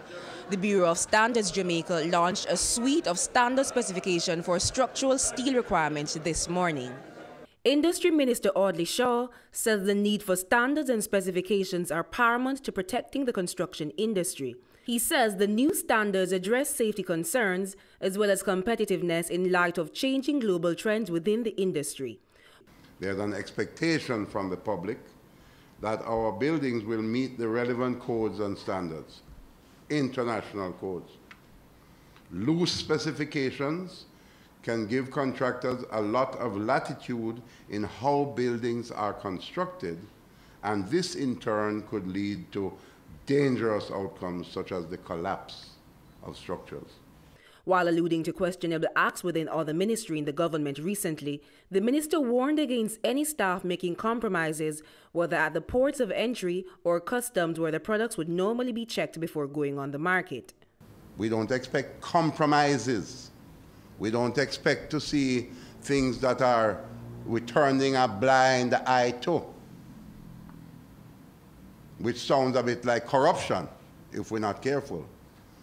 And when we turn a blind eye to things, that becomes an opportunity for the penetration of high standards, substituting with low standards, and putting our citizens at risk, and putting our economic and productivity and our international competitiveness all at risk. Meanwhile, National Compliance Regulatory Authority Inspector Jerome Stedford reminded the stakeholders that they can be fined up to $3 million or jailed for up to 2 years for non-compliance. If we test a product and we find out that this product is not supposed to be on the market, if we visit the marketplace and we test a product, it's not supposed to withdraw from sale, detain, we can move to seizure and destruction. And then disposal, and then if importers, suppliers of these products don't adhere to the laws of the land, prosecution will come into play. For BATV News, I'm Jamila Maitland. The private sector organization of Jamaica is expressing some concern this evening about the impact the recent fluctuating dollar may have on small businesses and consumers. Here's Javon Keys with more. PSOJ President Howard Mitchell says while the organization is in support of the government's inflation targeting, it has always been concerned about its impact on small businesses and consumers. That is why he says the PSOJ is paying close attention to the latest developments in the local foreign exchange market. Inflation rate management works well when you have stable foreign exchange rate environments. And the fact is that Jamaica does not have a stable foreign exchange environment. And therefore, that requires, if you are going ahead to institute it, that requires greater attention by the central bank to calming down the volatility of the rate, to the various fluctuations that are caused from time to time. He says the recent fluctuation has impacted businesses. This does cause hardship on purchasers of goods, people who are replenishing their inventory, and in fact have an impact on prices. And I think if it were not for the fact that our oil prices have been relatively calm and stable recently, it would have a serious impact on our consumer prices. So we do have a concern about it. The members of the private sector have been expressing concern. The PSOJ president says while the central bank is urging businesses to hedge rates and engage in forward purchasing, this isn't always possible. Forward purchasing costs money, requires some degree of resources, is a relatively sophisticated practice, and also some of the banks do not, in fact, have forward purchasing arrangements in place. Further, I don't think there are many of us who would have expected the rate to depreciate during the peak of the tourist season, and could not foresee that there were the kind of demands that appears to have affected the rate. He says the management of the inflation rate regime has to improve, but he hopes the BOJ's recent intervention will help stabilize the foreign exchange rate. For BATV News, I'm Javon Keys. The latest winner of the Super Lotto was presented with his check yesterday. He is the 17th winner and the 4th consecutive super millionaire from Jamaica. Here's more. The Super Lotto is played in several territories across the Caribbean. The latest winner kept people in suspense for weeks, only coming forward some 54 days after the results draw. For 54 days, this was a topic of conversation for many Jamaicans. And I don't know if you were on social media. I was on social media, and a lot of people were like, oh, I wish I could be the millionaire, and I wish, I wonder if he lost a ticket, and some people like quarreling and say, how you assume it's a man and it's not a woman? And so it was a lot of excitement. So the entire Jamaica was like waiting to see who this millionaire is. And we are happy, that he came forward within the time frame. The winner showed up in a scary movie mask to collect his over $158 million in prize money, said the lucky numbers were derived from a dream. He pointed out that this was how he has always come up with his Super Lotto numbers. Mr. Campbell said he bought some 9 tickets for this particular Super Lotto draw. He said it took him over 50 days to come forward because he's had a bellyache ever since he found out he won. For my win this number, I've been sick, so, a lot of pressure, so. Mr. Campbell, who says he's been purchasing Super Lotto tickets religiously ever since the game was added to the Supreme Ventures roster, noted that he was fully aware of the February 21 deadline to collect his prize money. He said he plans to use the money wisely. I really need a house, and that's my main thing right now. I want to better off myself with the rest of it. So how much of Mr. Campbell's winnings will go to the taxman? Overall net effective tax rate is around 11-12% thereabout. Just to remind you that this is a Super Lotto game that spans contributions from different regions. So you have portions of it based on the split that is going to be taxed in different jurisdictions, including Jamaica. So there is actually a net effective tax rate that came out of the winnings. I'm not sure if I want to disclose all of that so you can know how much net he got, but we have a net effective tax rate that came out, and each participating jurisdiction, the tax authorities will be paid respectively. The winning Super Lotto ticket was purchased on November 23, 2018 at G&E Grocery on O'Mara Road in Kingston. For BATV News, I'm Javon Keys. Stay with us. Regional and international news stories are up next.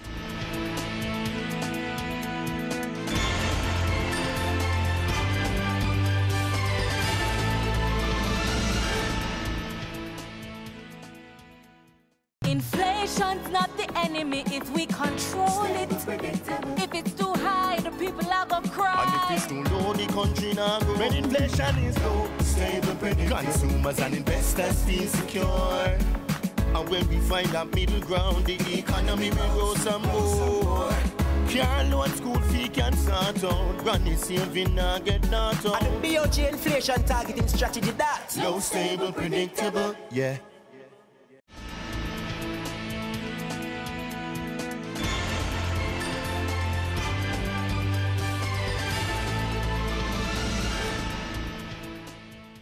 Welcome back. Time now for regional and international news. Several Venezuelan nationals protested outside the Trinidad and Tobago Parliament building in Port of Spain yesterday, demanding better treatment for Venezuelans fleeing to the Twin Island Republic. They say many Venezuelans seeking refuge in Trinidad and Tobago are being detained at the maximum security prison or immigration detention center for long periods. They want the government to intervene. Refugee people and asylum seeker. And other people gone because of slave, but the protest is because violation human rights every single day in immigration office. Immigration office full on and persecution at the people as with asylum seeker or refugee people. They want to pay bond, illegal bond, because it's illegal because our don't immigrants, is refugee people, okay? Meanwhile, the humanitarian situation in Venezuela is worsening each day as the fight for power continues. Here's more from ITV News. Welcome to Venezuela, once the poster child for a bold socialist future, where today their children scavenge through rubbish bags for scraps to eat. Amid this fly-blown tide of rotting trash, we meet Fran, jobless and desperate. So it's here that he must find food for his family. It is a bitter harvest. If you didn't do this, then your children would starve. It's all about my kids, he says. I don't have anything better to give them. This is a land of hunger and of grief. Much of it hidden in the quiet alleyways where Marbelli is among the many who have learned the high price of opposition. This was her cousin Johnny, a young man in high spirits on his way to anti-government protests. The video went viral, and little more than a day later, he was dead. They dumped his body like he was an animal.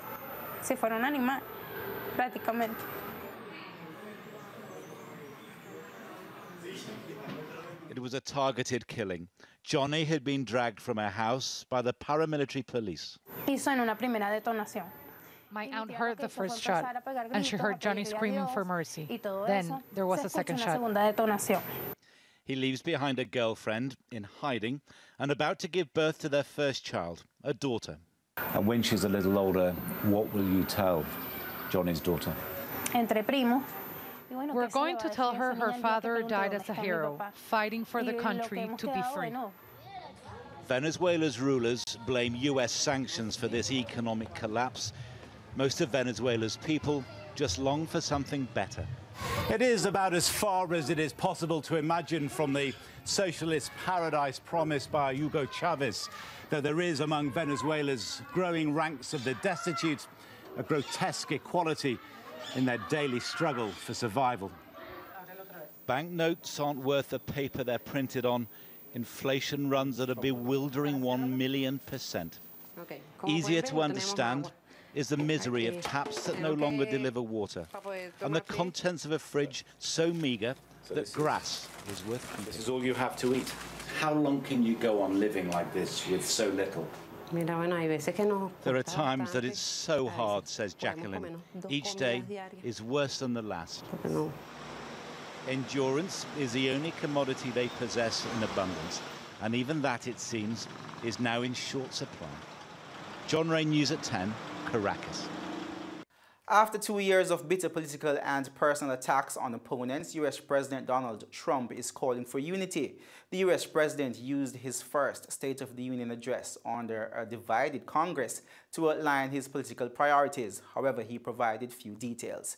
Al Jazeera's Mike Hanna reports from Washington, D.C. Madam Speaker, the President of the United States! Much has changed in this chamber since President Trump last spoke here. Sitting next to the Vice President, a new speaker. Nancy Pelosi has been locked in a power struggle with the President since the Democratic Party took over the House. And acknowledging this, the President called for political unity. Together we can break decades of political stalemate. We can bridge old divisions, heal old wounds, build new coalitions. But on the issue that led to the partial shutdown, no sign of any compromise. The president adamant that his demand for a barrier remains unchanged. Congress has 10 days left to pass a bill that will fund our government, protect our homeland, and secure our very dangerous southern border. Few can understand your pain. Calling on victims of crime by what he called an illegal alien to back his argument. Simply put, walls work and walls save lives. So let's work together, compromise, and reach a deal that will truly make America safe. A standing ovation from the Republican side, while Democrats wearing white in honor of women's rights stayed in their seats. It is time to give our brave warriors in Syria a warm welcome home. On foreign policy, a defense of his unilateral decision to pull troops out of Syria, the claim that he's averted a major war with North Korea, announcing another summit with the North Korean leader will take place in Vietnam at the end of this month. And despite calling for unity, picking on an issue that is highly divisive. To defend the dignity of every person, I am asking Congress to pass legislation to prohibit the late-term abortion of children who can feel pain in the mother's womb. An example of issues that Democrats contend are seized upon by the president with the intent of division. This a point brought up in the opposition response given by the Democratic Party's rising star, Stacey Abrams. The shutdown was a stunt, engineered by the President of the United States, one that defied every tenet of fairness and abandoned not just our people, but our values. The one moment of real unity came when President Trump left his prepared script. We also have more women serving in Congress than at any time before. Republicans and Democrats alike burst into applause. But the vast majority of women are on the Democratic side. In terms of gender and race, it's the most diverse Democratic Party caucus in congressional history. And despite a rare bipartisan moment, it would appear this side of the House will remain intent on fighting the president every step of the way. Mike Hanna, Al Jazeera, Washington. Stay with us. Talking Stocks comes up next.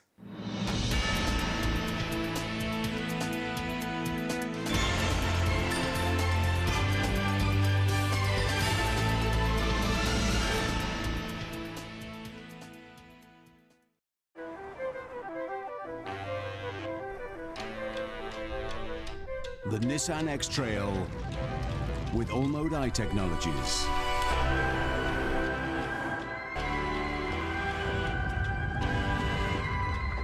No matter what the road throws at you,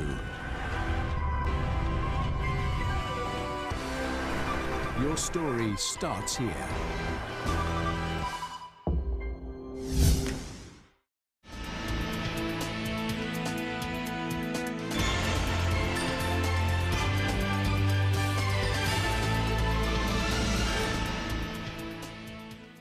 Welcome back. Time now for Talking Stocks. 59 stocks traded today, of which 22 advanced, 26 declined, and 11 traded firm. The main JC index advanced by 1,532 points to close at over 371,000 points. The junior index advanced by 4 points to close at 3,174 points. Over 5 million units traded today, valued at more than $66 million on the Jamaican dollar market, while on the US dollar market, over 61,000 units traded, valued at $6,450 US. Fontana, with 1.8 million units trading, accounted for 37% of market volume. Supreme Ventures, with over 622,000 units trading, was second, while Wesinco Group, with more than 539,000 units trading, was third, making up almost 11% of the market volume which crossed the floor. The main advancers were 138 Student Living, up 68 cents to close at $2.99, followed by Knutsford Express, gaining $1.24 to close at $12.70, while the Jamaica Stock Exchange went up 69 cents to close at $13.03. The main decliners were Caribbean Flavors and Fragrances, down $3 to close at $16, followed by Lasco Distributors, down 15 cents to close at $3.82, while Jamaican Teas went down 15 cents to close at $3.85. And that's the news, but before we go, a recap of our top story. Prime Minister Andrew Holness officially broke ground today in Coral Spring, Trelawney for the new $34 billion Jamaican dollar investment from Spanish hotel chain H10. Construction is already underway by the hotel chain to build some 1,000 new rooms. Thanks for watching. For more content, please go visit our website at batvja.com and be sure to follow us on social media. I'm Kenil Gale. Pleasant viewing.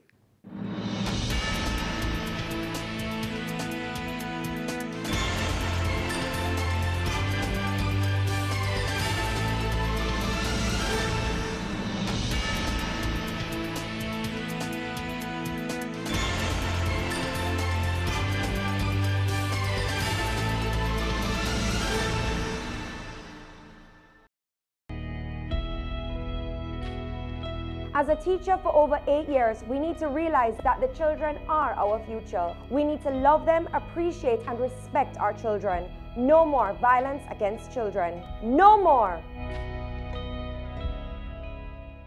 It's the season premiere of Wealth Magazine Business Access, and on this episode, we feature the no-nonsense Metri Siaga, a serial entrepreneur who has demonstrated passion and innovation throughout his career. I've had businesses that failed miserably. You dust off your backside and you get up and you go to work next morning and find something else to do.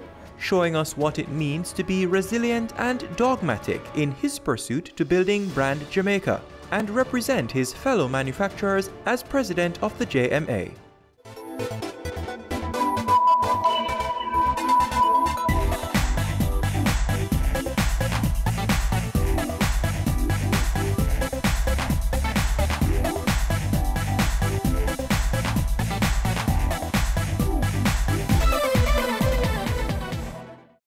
Hi, my name is Metri Siaga. I'm chairman of the Jamaica Productivity Center, Jamaica Special Economic Zone. I am the president of the Jamaica Manufacturers Association, deputy president of JAMPRO, and a director at JFP.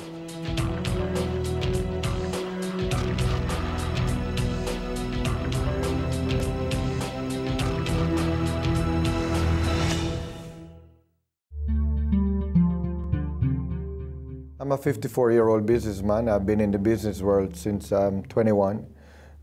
Finished university in Florida, came back home immediately and went into my parents' business. Started many businesses along the way. Rent-a-cars, travel agencies, distributorships, services, minibus business. You name it, I've tried it. Some have been successful, some have not been, but you know, the best way to learn is by trial and error, and I tell my kids that often. So right now I am a director at JFP, Jamaica Fiberglass Products, where we're a manufacturing company, contract manufacturing company. And that's very fulfilling to me as a businessman, because it shows how you can take products from raw materials and really produce world-class products with them. My sojourn into the board room, so to speak, outside of my own businesses has been a recently new phenomenon. I have been asked to sit on and chair or co-chair quite a few boards.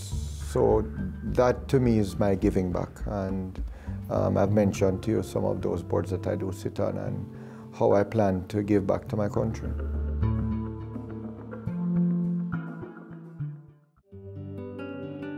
I grew up in a reasonably normal home. I never thought of my parents as having money or being broke.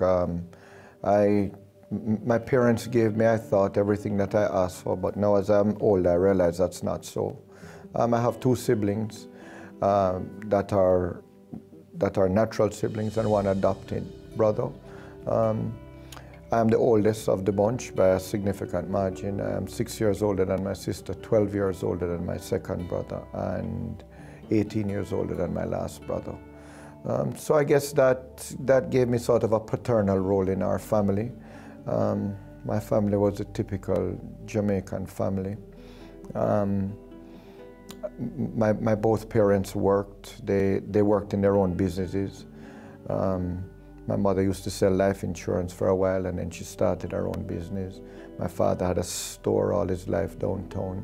So a fairly typical childhood. As a child, I used to go hunting with my father, bird shooting, and that was always fun, and I looked forward to it and was excited about doing it. A fairly typical childhood, doing the normal things that kids do in Jamaica, climbing mango trees and riding bicycle, and nothing out of the ordinary. I guess a life-changing experience for me in growing up was when my parents adopted a child who was from a different socioeconomic background, and taught certainly me and our entire family a lot about some of the benefits that we had as children growing up that he didn't have.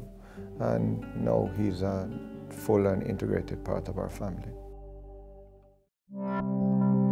I went to high school in Jamaica, I guess some would consider a soft private school at Priory. I went there from kindergarten, so I'm not sure why or how I ended up there, but that's where I went to school all my life until 5th form, when I left and went away to college. I went to a community college, Miami-Dade Community College, and then on to FIU, where I studied business management. And truthfully, I can't tell you that I learned very much in college. What I've learned has been coming back home and being in business. I guess college taught me how to study, how to organize my life, how to live on my own, which is a huge thing. But the actual schooling part, I can't tell you that it taught me how to take one and one and put them together and make two. That wasn't what college was about for me. I came back to Jamaica in the early 80s. I finished school, and I had a choice. My father had a manufacturing business and my mother had a rent-a-car company. And I had a choice as to which one I was going to go into and run. It was around the time that the manufacturing industry in Jamaica was on a decline, and I decided to go into my mom's business.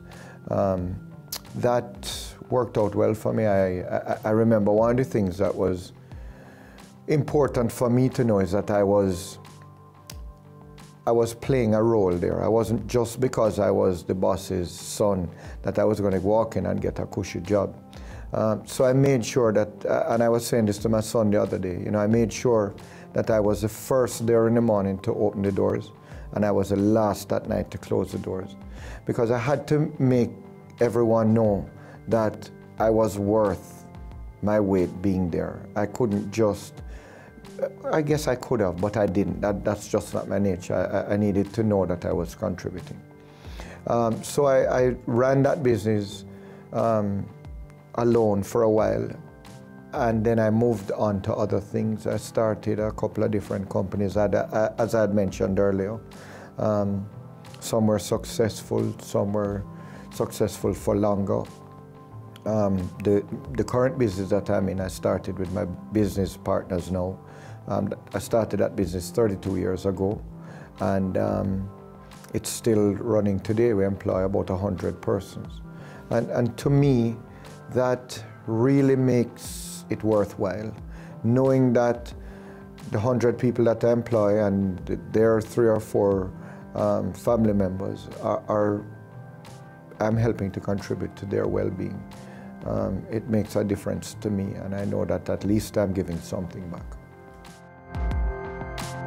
My parents being in business certainly had a huge impact on me being in business. I used to remember going down to my father's factory as a early teenager, and watching garments being sewed and watching them being put together and help to wrap them and going on the road and selling with him. So that taught me how to be an entrepreneur. It taught me how You know, you buy something for $5 and then you sell it for $10. Yeah, so that certainly helped me and I guess pushed me in that direction.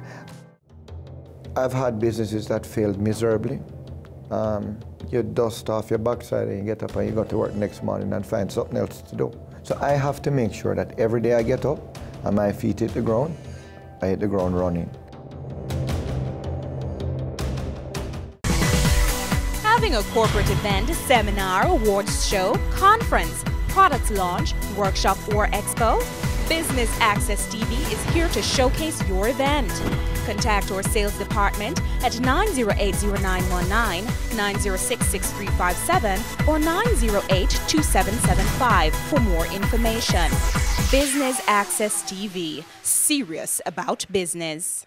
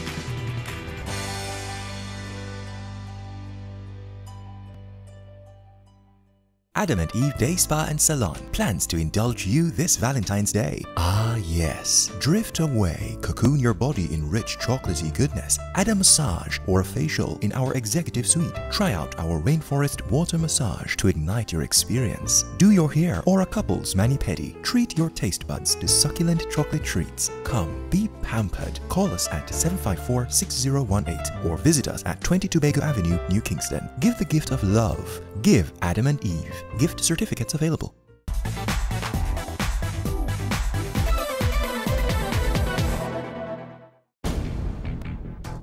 Being in business takes backbone.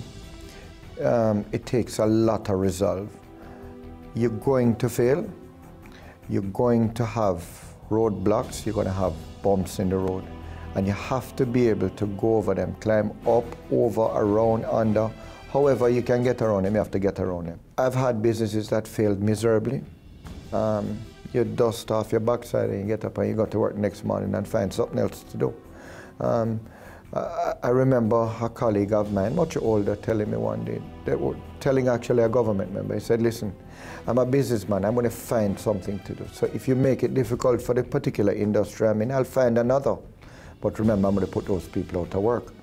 And to me, that made me realize the mindset was that as a businessman, I'm going to have to earn my keep every day, not just some days.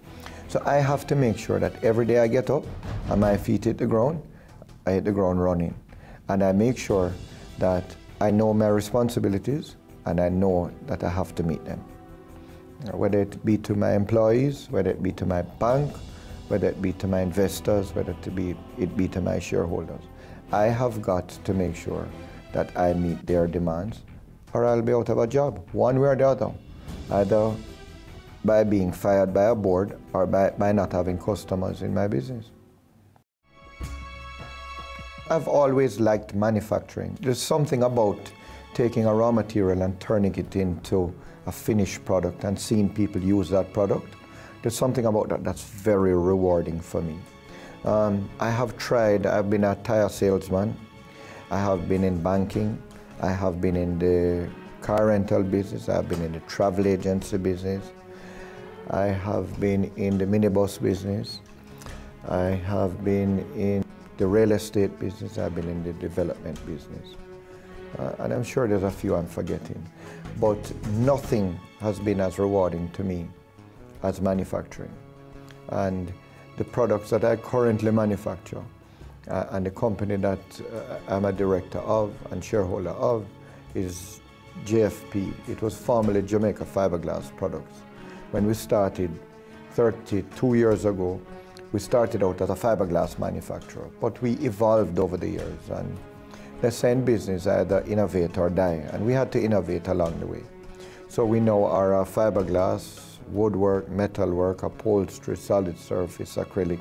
So we have a lot of different factories all rolled into one in a 75,000 square foot facility that manufactures restaurant and hotel furniture for many of the places that we frequent as Jamaicans and around the Caribbean. For example, we did the entire furnishings for the Marriott Courtyard Hotel that's recently been put up in Kingston. We did the Spanish Court Hotel about 8 years ago. We do all the KFCs and the Pizza Huts. So furniture like that Jamaicans go into and use and see on an everyday basis. They're manufactured right here by Jamaican people and designed by Jamaicans here. And we actually export a lot of that furniture right throughout the Caribbean. So that to me is very fulfilling. And it's where I've settled. It's not the easiest way to make money, but it's not pushing around paper. It's actually doing something physical and seeing the result of it at the end of the day. And I like that. Any business that I'm in or organization that I'm in, I try to get involved in the associations and the organizations that aid and abet those companies. So the GMA was a natural fit for me. I got on the board, I don't know, maybe 10 years ago. And I guess because I have a big mouth, I can't sit by and hear things being said that are not right without saying something. So I go to meetings and I speak up, and I guess when you speak up, they rope you in to come and do the work. So I was on the board for a couple of years, then I became the deputy president. And I learned a hell of a lot from the president of the day, Brian Pengeli. It's a long process, and it's a hard process when you're negotiating with the government. There are a couple of things that are critical. One, we have to change the procurement policy in Jamaica. The people that are purchasing goods and services on behalf of the government with Jamaican taxpayers' money, I feel should be buying local when and where possible. The current procurement policies don't encourage that. In some cases, it doesn't allow it. And I think that we need to change that.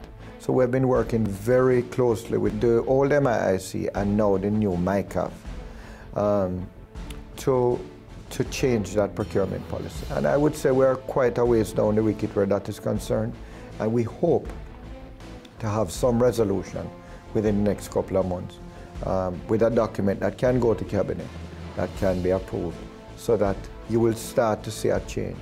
Because if we're spending Jamaicans' money, we should spend it at home first.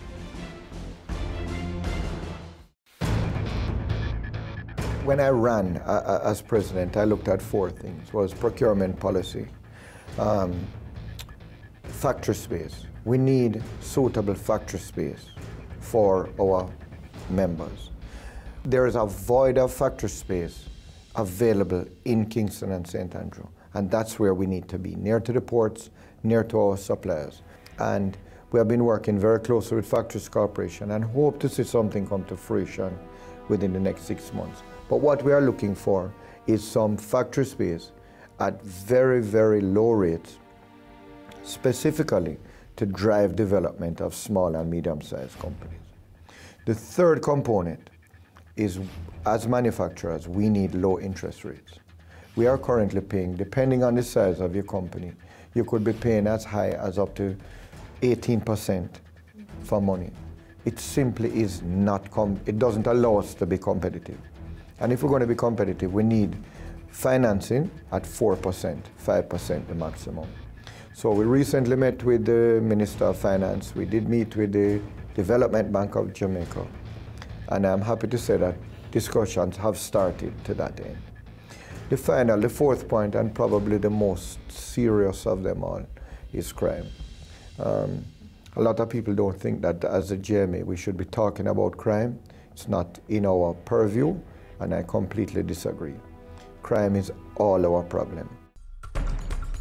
I'm going to leave my contribution to be judged by others. My contribution is putting 100 people to work every day. If I can continue to do that, that alone will be a big enough contribution.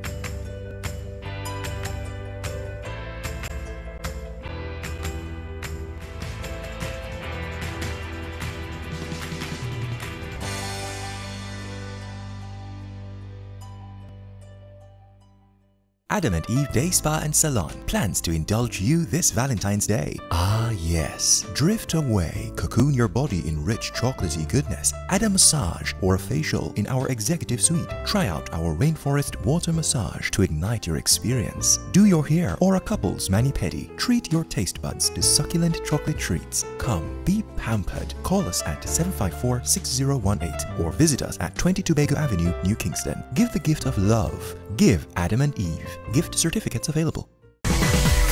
Having a corporate event, seminar, awards show, conference, products launch, workshop or expo? Business Access TV is here to showcase your event. Contact our sales department at 908-0919, 906-6357 or 908-2775 for more information. Business Access TV, serious about business.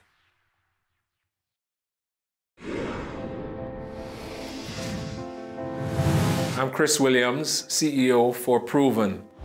When I think of Business Access TV, two words come to mind: passion and performance.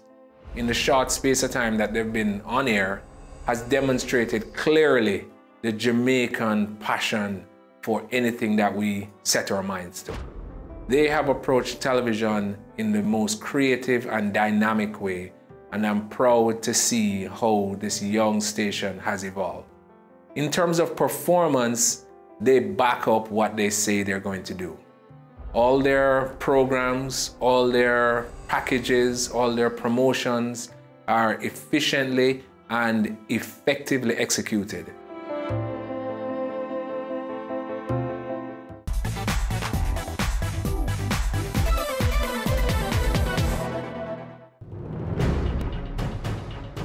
JAMPRO was a board that I was asked to sit on, and it's been very rewarding. Under the chairmanship of Don Webby, CEO of Grace Kennedy, I again have learned a lot from him. His leadership style, his understanding of corporate governance and things of that nature have taught me a lot. So, yeah, it's been a pleasure to work with him and with the entire board and the organization there at JAMPRO. So it's been a rewarding experience so far, and I think the board as a whole has started to move things in the right direction, and I'm looking forward to investment being up significantly in Jamaica. My career is what I do, it's not who I am. So there have been great moments, you know, signing a big deal, any big order. Signing Spanish Court was a big deal for us because it was our first hotel. Christopher Issa, the CEO of that company, really gave us a shot. They were the first hotel that we did. And it really catapulted our company to be able to do more hotels, because we could say, listen, here's a hotel that we have done. Go and look at it and see. And the level of work was world class. And so that was a good moment. But the truth is, for me, it's all about family. And when you go home, you leave all that at work, no matter what big jobs you have gotten or how successful you have been. Or for that matter, on the converse side, you know, how bad things are at work. You come home and your kids smile at you, everything is all right. My sojourn into public life, so to speak, or sitting on boards, or government boards or agencies, is a recent phenomenon. As a matter of fact, it's the first time I've been appointed to a board. So I'm going to leave my contribution to be judged by others. My contribution is putting 100 people to work every day and paying my taxes and being a good corporate citizen. If I can continue to do that, that alone will be a big enough contribution. Everything else I do will be brought up to building Brand Jamaica. I think the responsibility keeps me motivated. You know, I know that people are relying on me. I know that my workers are relying on me. I know that the various boards that I sit on are relying on me. And I guess I have an innate want to do a good job in whatever I'm doing. So that in and of itself keeps me motivated. And listen, the fact is that I realize that I'm very blessed to live in this country that we call home. And you know, I don't have to deal with a lot of the vagrancies that other places have to deal with. So I live in paradise. I get up every morning to 80-degree weather and no snow, flurries, and any of those things. So, yeah, what more would I want to be motivated? I remember one time in a PSOJ meeting, Dennis Layla said to me that a good reputation takes years to build, and a bad reputation takes minutes to develop. And I always realized that and thought about it, and everything that I've done in my life, I have tried to bear that in mind. And I've spent the last 50 years building my reputation as an honest, decent, hardworking citizen of this country. So it would be foolhardy of me to do anything. So anytime I get a stupid idea in my head, I realize that it's taken me a long time to build this reputation. Don't go and screw it up now. People do have a misconception about me. People, because of my last name, they think that I'm political, and I'm automatically positioned in the Jamaica Labour Party. Truth is, I've never been political, and don't expect to ever be. Like all Jamaicans, I have a right to vote, and when I go behind the voting booth, I vote for who I want to vote for the reasons I want to. But people think that because of my name or because of other silly reasons, I'm connected politically. When I have friends on both sides of the political divide. As Jamaicans, we need to realize what we have here. We are blessed. Our people are amazing people. What we have to do is we have to stop letting the handful of people that are ruining our reputation internationally continue to so do. We need to stop them, and we need to stop them now. My family life is actually a strange one.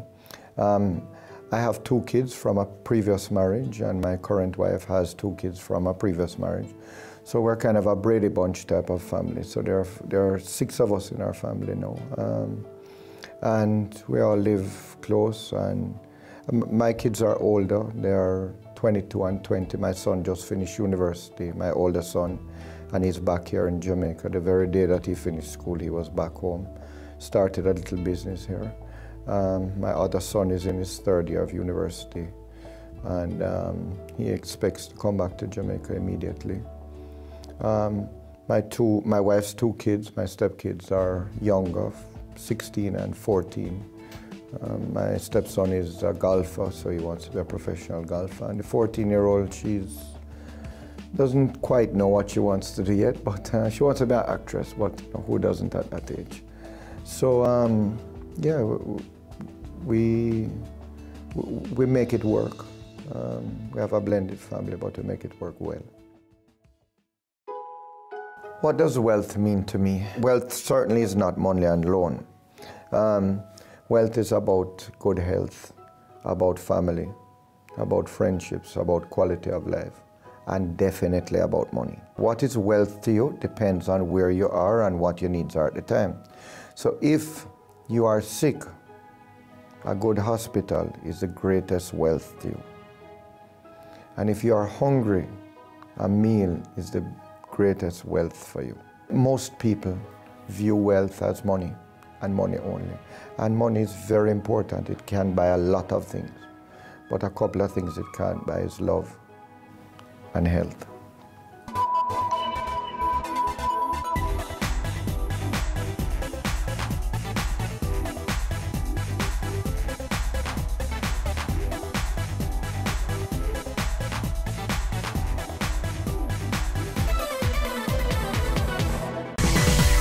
Having a corporate event, seminar, awards show, conference, product launch, workshop or expo? Business Access TV is here to showcase your event. Contact our sales department at 908-0919, 906-6357 or 908-2775 for more information. Business Access TV, serious about business.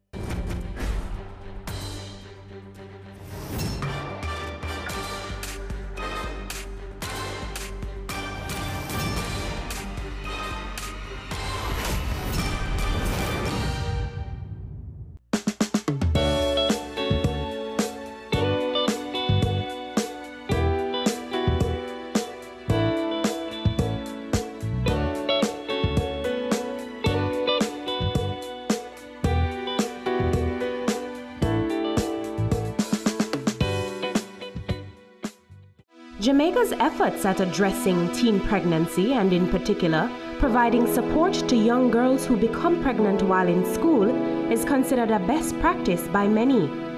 The Women's Center of Jamaica Foundation, WCJF, is a safe haven for these girls. Thanks to the WCJF, these girls can continue to realize their dreams and aspirations. The Women's Center of Jamaica Foundation is a government initiative that was established in 1970, around about 32%. And of course, you will agree that that really was bad for nation building. So, as a matter of fact, let me say that at that time, the girls would be pregnant and then they would drop out of school and you wouldn't see or hear from them again until maybe they resurface with 2 other babies and maybe 3 other baby fathers, kind of a thing. That kind of scenario would really get us into deep waters as a country. So the government therefore said we have to do something about that. Hence the Women's Center. So the girls drop out and they would come to us while they're pregnant. After the birth of their babies, they would be returned to the formal school system. And I'm carefully saying return because now we have a national reintegration policy that makes it mandatory for the girls to go back to school. And the policy was accepted in Cabinet in 2013. Prior to that, the Women's Center staff would have had to go to the schools to negotiate the spaces for the girls. So the mandate of the program is for us to provide continuing education for adolescent mothers during their pregnancy and have them reintegrated into the formal school system after the birth of their babies. The program is delivered across Ireland at 7 main centers and 11 outreach stations. So we pretty much are in every single parish. And that's important because we want all the adolescent mothers in Jamaica to access this wonderful program of intervention instead of sitting down at home, feeling sorry for themselves, twiddling thumbs and wondering what next and so on. No. So your stomach is growing, but in the meantime, your brain must also be developed. You must continue that matter of advancing your education as an adolescent mother. It's not just about the girl now, it's about her baby also, because research shows that if the adolescent mothers are educated, then the chances of their offspring being educated is also significantly increased. Unlike those girls who do not continue their education after they've had their babies and would not therefore have completed their secondary education. Our thing is, these adolescent mothers must complete secondary education, and that's what we do, we work towards. So even after reintegration, we monitor the girls for as long as they are in school to ensure that there are no impediments that would cause them to drop out a second time. Now, the research also shows that they are at risk of dropping out a second time. So all of what would have been done in the 1 year of the intervention would have been erased, so to speak, or further delayed if they, after reintegration, drop out a second time. We don't want that. We don't have the money to waste, and they don't have the time to waste. And they can't afford to waste that time either, because they have themselves, they have their babies to look about, you know, and all. So we monitor the girls, is the point I'm making, and we offer whatever assistance may be needed. So we do the home visits and we do the school visits to ensure they are in school and to ensure that they're getting along. We collaborate with the guidance counselors also, just to make sure, again, that the girls are still in school and are completing. We work with other agencies. For example, coming to mind readily is the Ministry of Labor and Social Security. We want to ensure that if the girls qualify for the PATH benefit, then yes, they are receiving the PATH benefit. And there are no two ways about it. They are going to need that financial assistance. It's another mouth to feed now. And remember, the girls are, in a lot of instances, from very poor circumstances. Having the expense of the baby, juggling that or balancing that with the expense of the school, paying for her subjects, paying for her uniforms. We've known girls who can't assume the place because they can't buy the uniform, they can't buy the books, they can't pay the school fees, mind you. And so you really don't, we have to walk beside her while she's at the Women's Center, while she goes back to school, and the day she puts on her gown and marches up to receive her, you know. And even after that, we still keep in touch with the girls to see how they're advancing. One of the things we say is, no, you finish this, you've crossed this hurdle sufficiently well. Hey man, there's other things for you to do with your young life.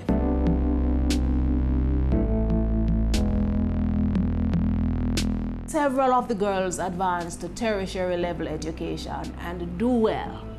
Some persons say I'm not to say it, but I will say it, and I always say, any profession that you can think of, chances are you will find a past student of the Women's Center of Jamaica Foundation. And I want to make that distinction very clear, because we find the program is not mandatory, so you have a number of adolescent mothers who do not access the intervention. So we want to say to all the adolescent mothers, come. There are some girls who get themselves back into school after the birth of their babies, and that speaks to the sense of purpose that they have. But remember, and I did say earlier, they are at risk of a second dropout. Because it's not easy to, it's one thing to be a student, it's another thing to be a student and a mother at the same time. Mothers are always going to be thinking what's going on with the baby. So yes, teacher is teaching, but you can hear, I wonder if the baby is okay. So one of the things we do at the Women's Center, therefore, is to sufficiently position the girl, prepare her for reintegration. Granted, they go back to school depending on the time of the school year and when it is they have their baby. What we say though is they must come back to us after the birth of the baby for at least 1 term, so we can situate them to go back to school. We don't want anybody with a second pregnancy before they complete, and we don't want anybody dropping out a second time. Completion is the name of the game that we play. We want to make an appeal to older men to, for God's sake, leave the girls alone. Stop it. And yes, they'll say, but it's the girls who are pushing themselves on us as older men. But you must know better. You should know better. And sometimes these are fathers themselves and grandfathers. So it's your position now to help to straighten her out and send her back on the right track. We have to help them. That's just how it is. And that's why we have the Women's Center of Jamaica Foundation. Coming up on Caring Hands.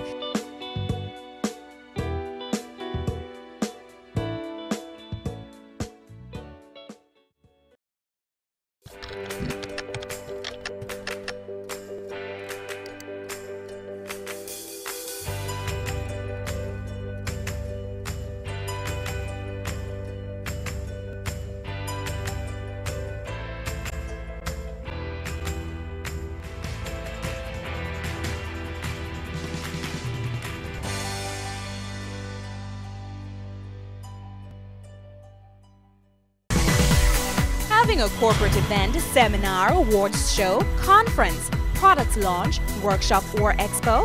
Business Access TV is here to showcase your event.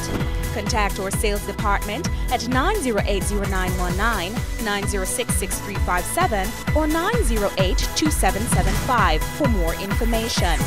Business Access TV, serious about business. Adam and Eve Day Spa and Salon plans to indulge you this Valentine's Day. Ah yes, drift away, cocoon your body in rich chocolatey goodness, add a massage or a facial in our executive suite. Try out our rainforest water massage to ignite your experience. Do your hair or a couple's mani-pedi. Treat your taste buds to succulent chocolate treats. Come, be pampered. Call us at 754-6018 or visit us at 22 Bago Avenue, New Kingston. Give the gift of love. Give Adam and Eve. Gift certificates available.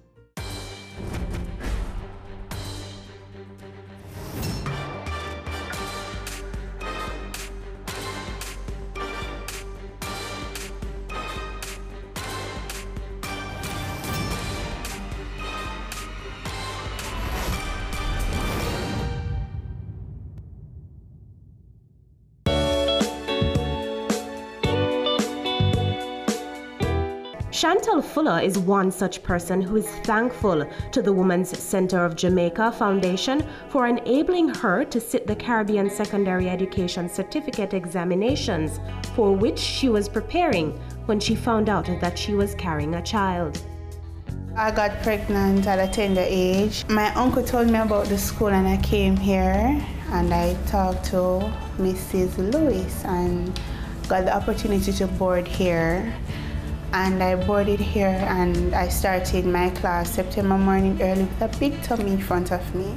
I was about 6 months pregnant at the time, and at first it was hard to adjust to the situation that I am pregnant. I thought I was going to die. I even thought of killing myself at a point, and my uncle is a pastor and he spoke to me and he said, I know it's tough right now, and you will get through it. You will get through it and you will see the good out of it. I'm like, no, there's no good.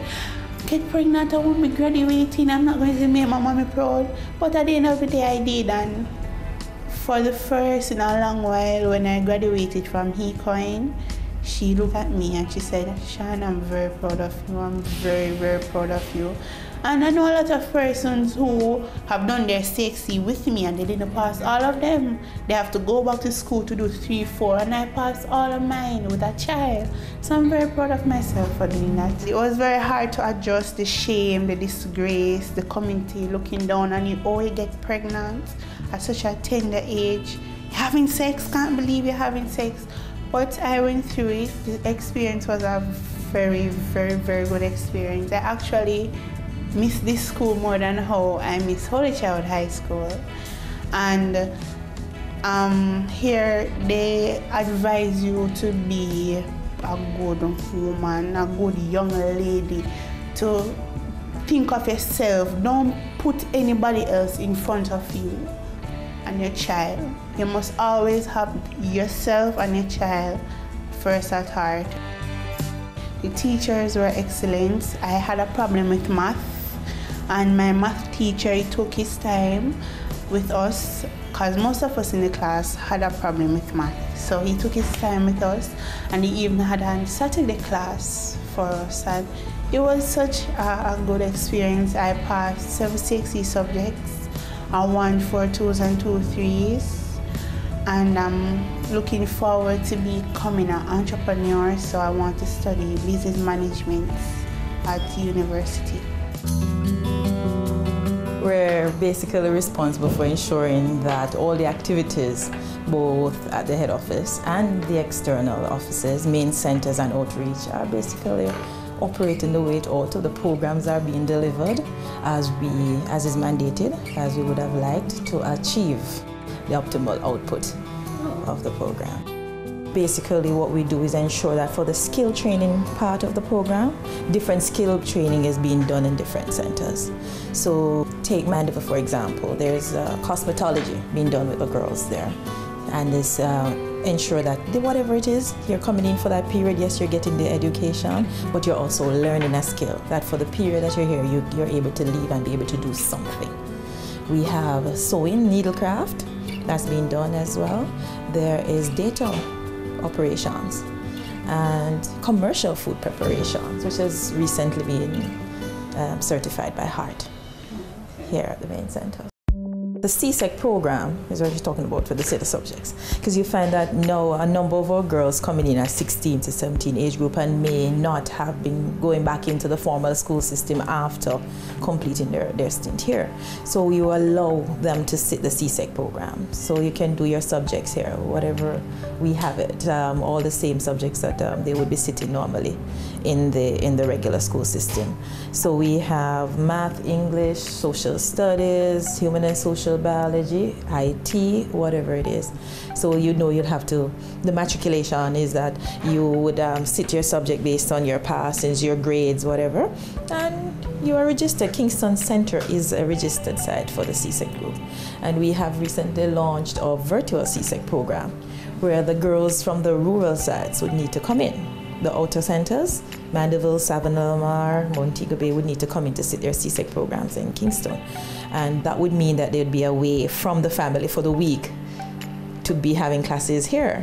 So the virtual program, what it does now is take the teaching to them in the respective sites.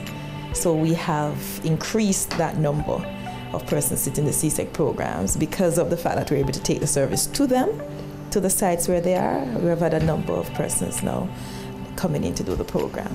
We have our lecturers here. The teacher would be sitting in here, and via the medium that we use, the students would log in from their respective sites to have the virtual classes. So they'll do their tests, do the component, the entire thing is delivered from here. Your child is your motivator. Because when I was going to Holy Childhood, I didn't even want it to do SBA. Oh my. I was doing 10 subjects, and when I saw I have 5 SBAs, 3 labs, I'm like, hell no. I'm not going to do it. So even though getting pregnant was bad, it was also something good because I passed all of my subjects. When I was pregnant, I always said to myself, I have to do this for my child. If I don't do it for me, he didn't ask to be in this world, is that he can leave anytime and I'm going to have him, so I have to do this for him. It's hard though, because you have people looking at you and say, whoa, you get pregnant, come on, good from yourself. That's how they deal with you.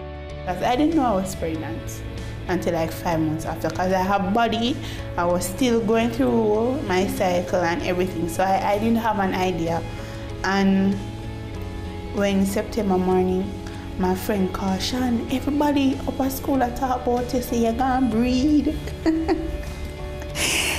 And they talk, and I hear, and they see me, and they come and they smile with me, and like, walk on, how is the baby? And like, he's okay, and I just, because I know they're not with me. They just talk, and when they see you, they have this big smile on their faces. So it was kind of tough seeing that. So, oh boy, you have to motivate yourself. If you don't motivate yourself, no matter how low your self-esteem is, you have to motivate yourself, because you have somebody else with you, and there's nothing you can do about it. Coming up on Caring Hands.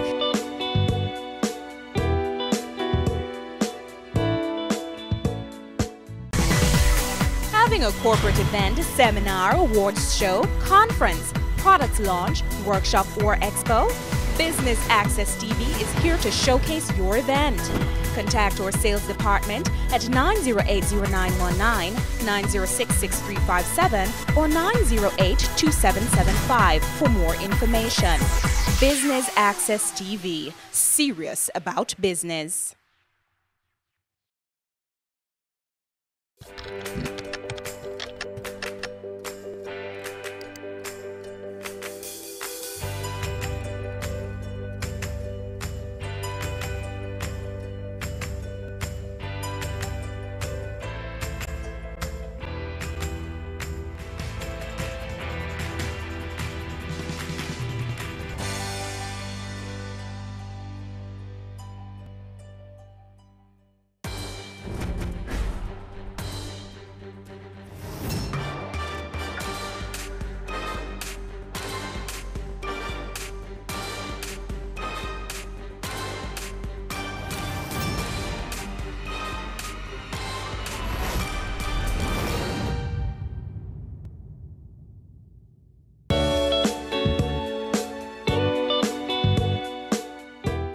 The Women's Center has also helped Natalie, who now works with the organization.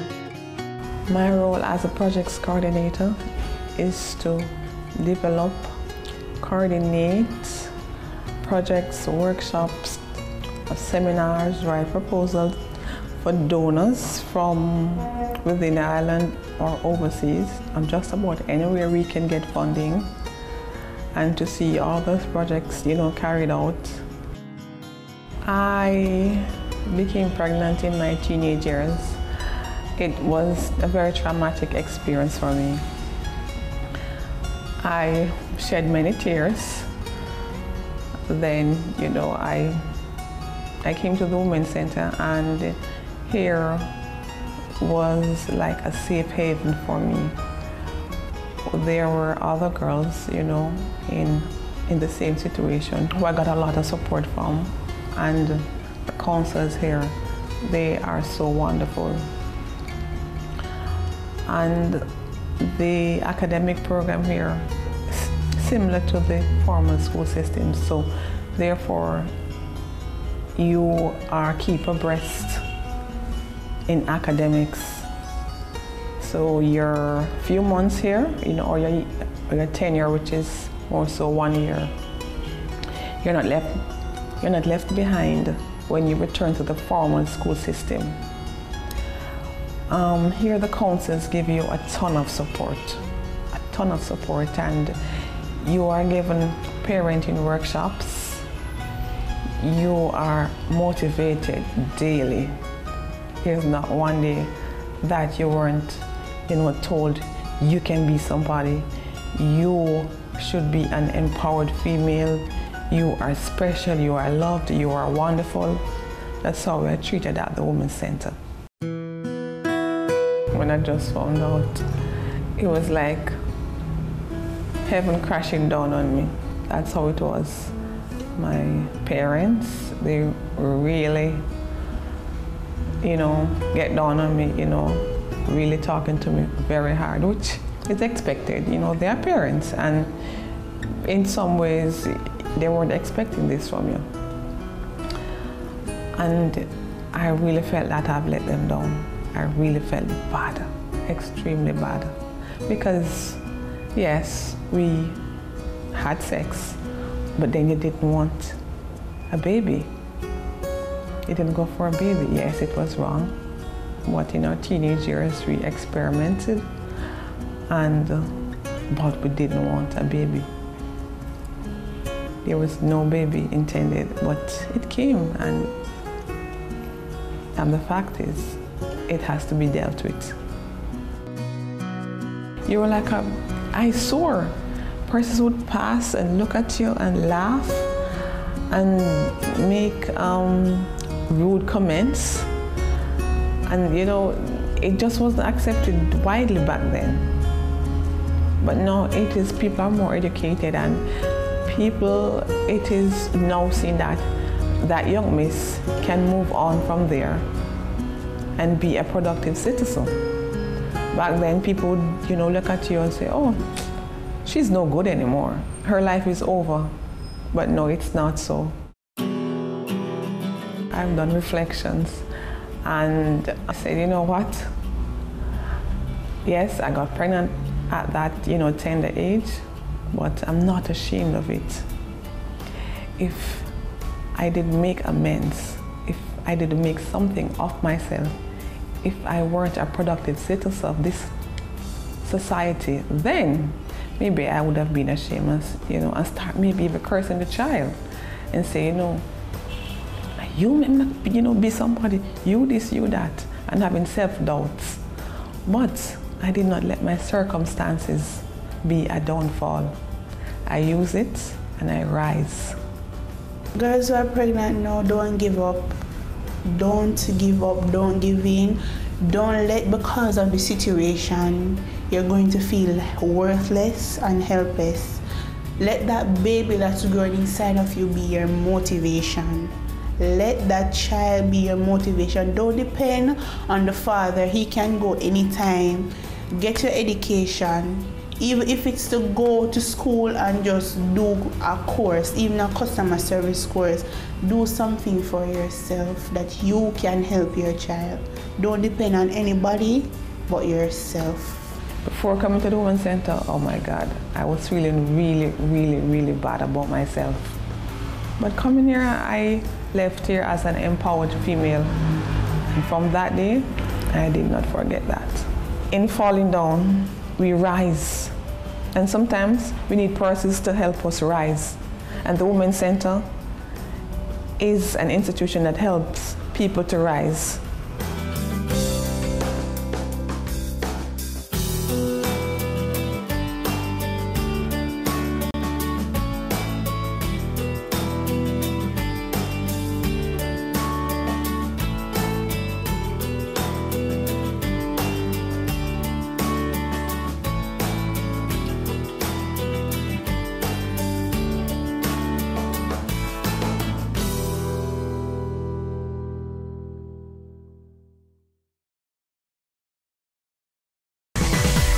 Having a corporate event, seminar, awards show, conference, products launch, workshop or expo? Business Access TV is here to showcase your event. Contact our sales department at 908-0919, 906-6357 or 908-2775 for more information. Business Access TV, serious about business.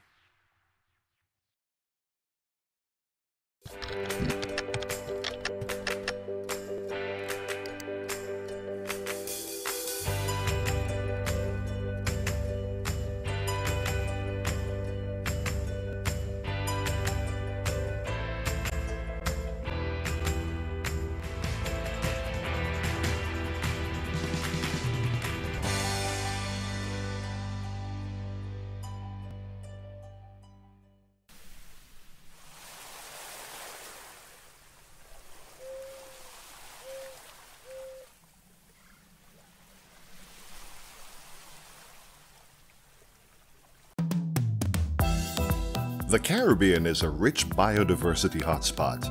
It has over 11,000 plant species, and about 72 of these are found only in this region. This richness also extends to the Caribbean people. Their traditional knowledge of the region's varied natural resources has integrated nature into the economic and health sectors worldwide. It has also drawn many to research and use the region's biodiversity for medicinal, cosmetic, and pharmaceutical purposes. For example, the glaucoma medication Canasol is made from cannabis. However, Caribbean islands have fallen prey to biopiracy, where a country's resources are accessed and developed commercially, but the country gets little or no benefit from it. As the world benefits from the Caribbean's biodiversity, countries need to be compensated for their commercial use. Lawmakers need to ensure that their countries are legally prepared to give access to and benefits from commercial use of genetic resources. To ensure prior informed consent and mutually agreed terms of access established by the Nagoya Protocol, the Global Environment Facility, GEF, United Nations Environment Program, UNEP, and the International Union for the Conservation of Nature, IUCN, are jointly providing support to countries at different levels in order to advance towards functional access and benefit sharing. Under the Nagoya Protocol, countries from which natural resources are obtained for commercial developments are entitled to compensation. It also ensures indigenous knowledge from groups such as the Maroons, Rastafarians, and Amerindians can be credited and compensated if their traditional knowledge has been used for commercial purposes. Caribbean islands are putting the Nagoya Protocol in their legislative framework to safeguard their country's biodiversity and traditional knowledge. Let us all work together to protect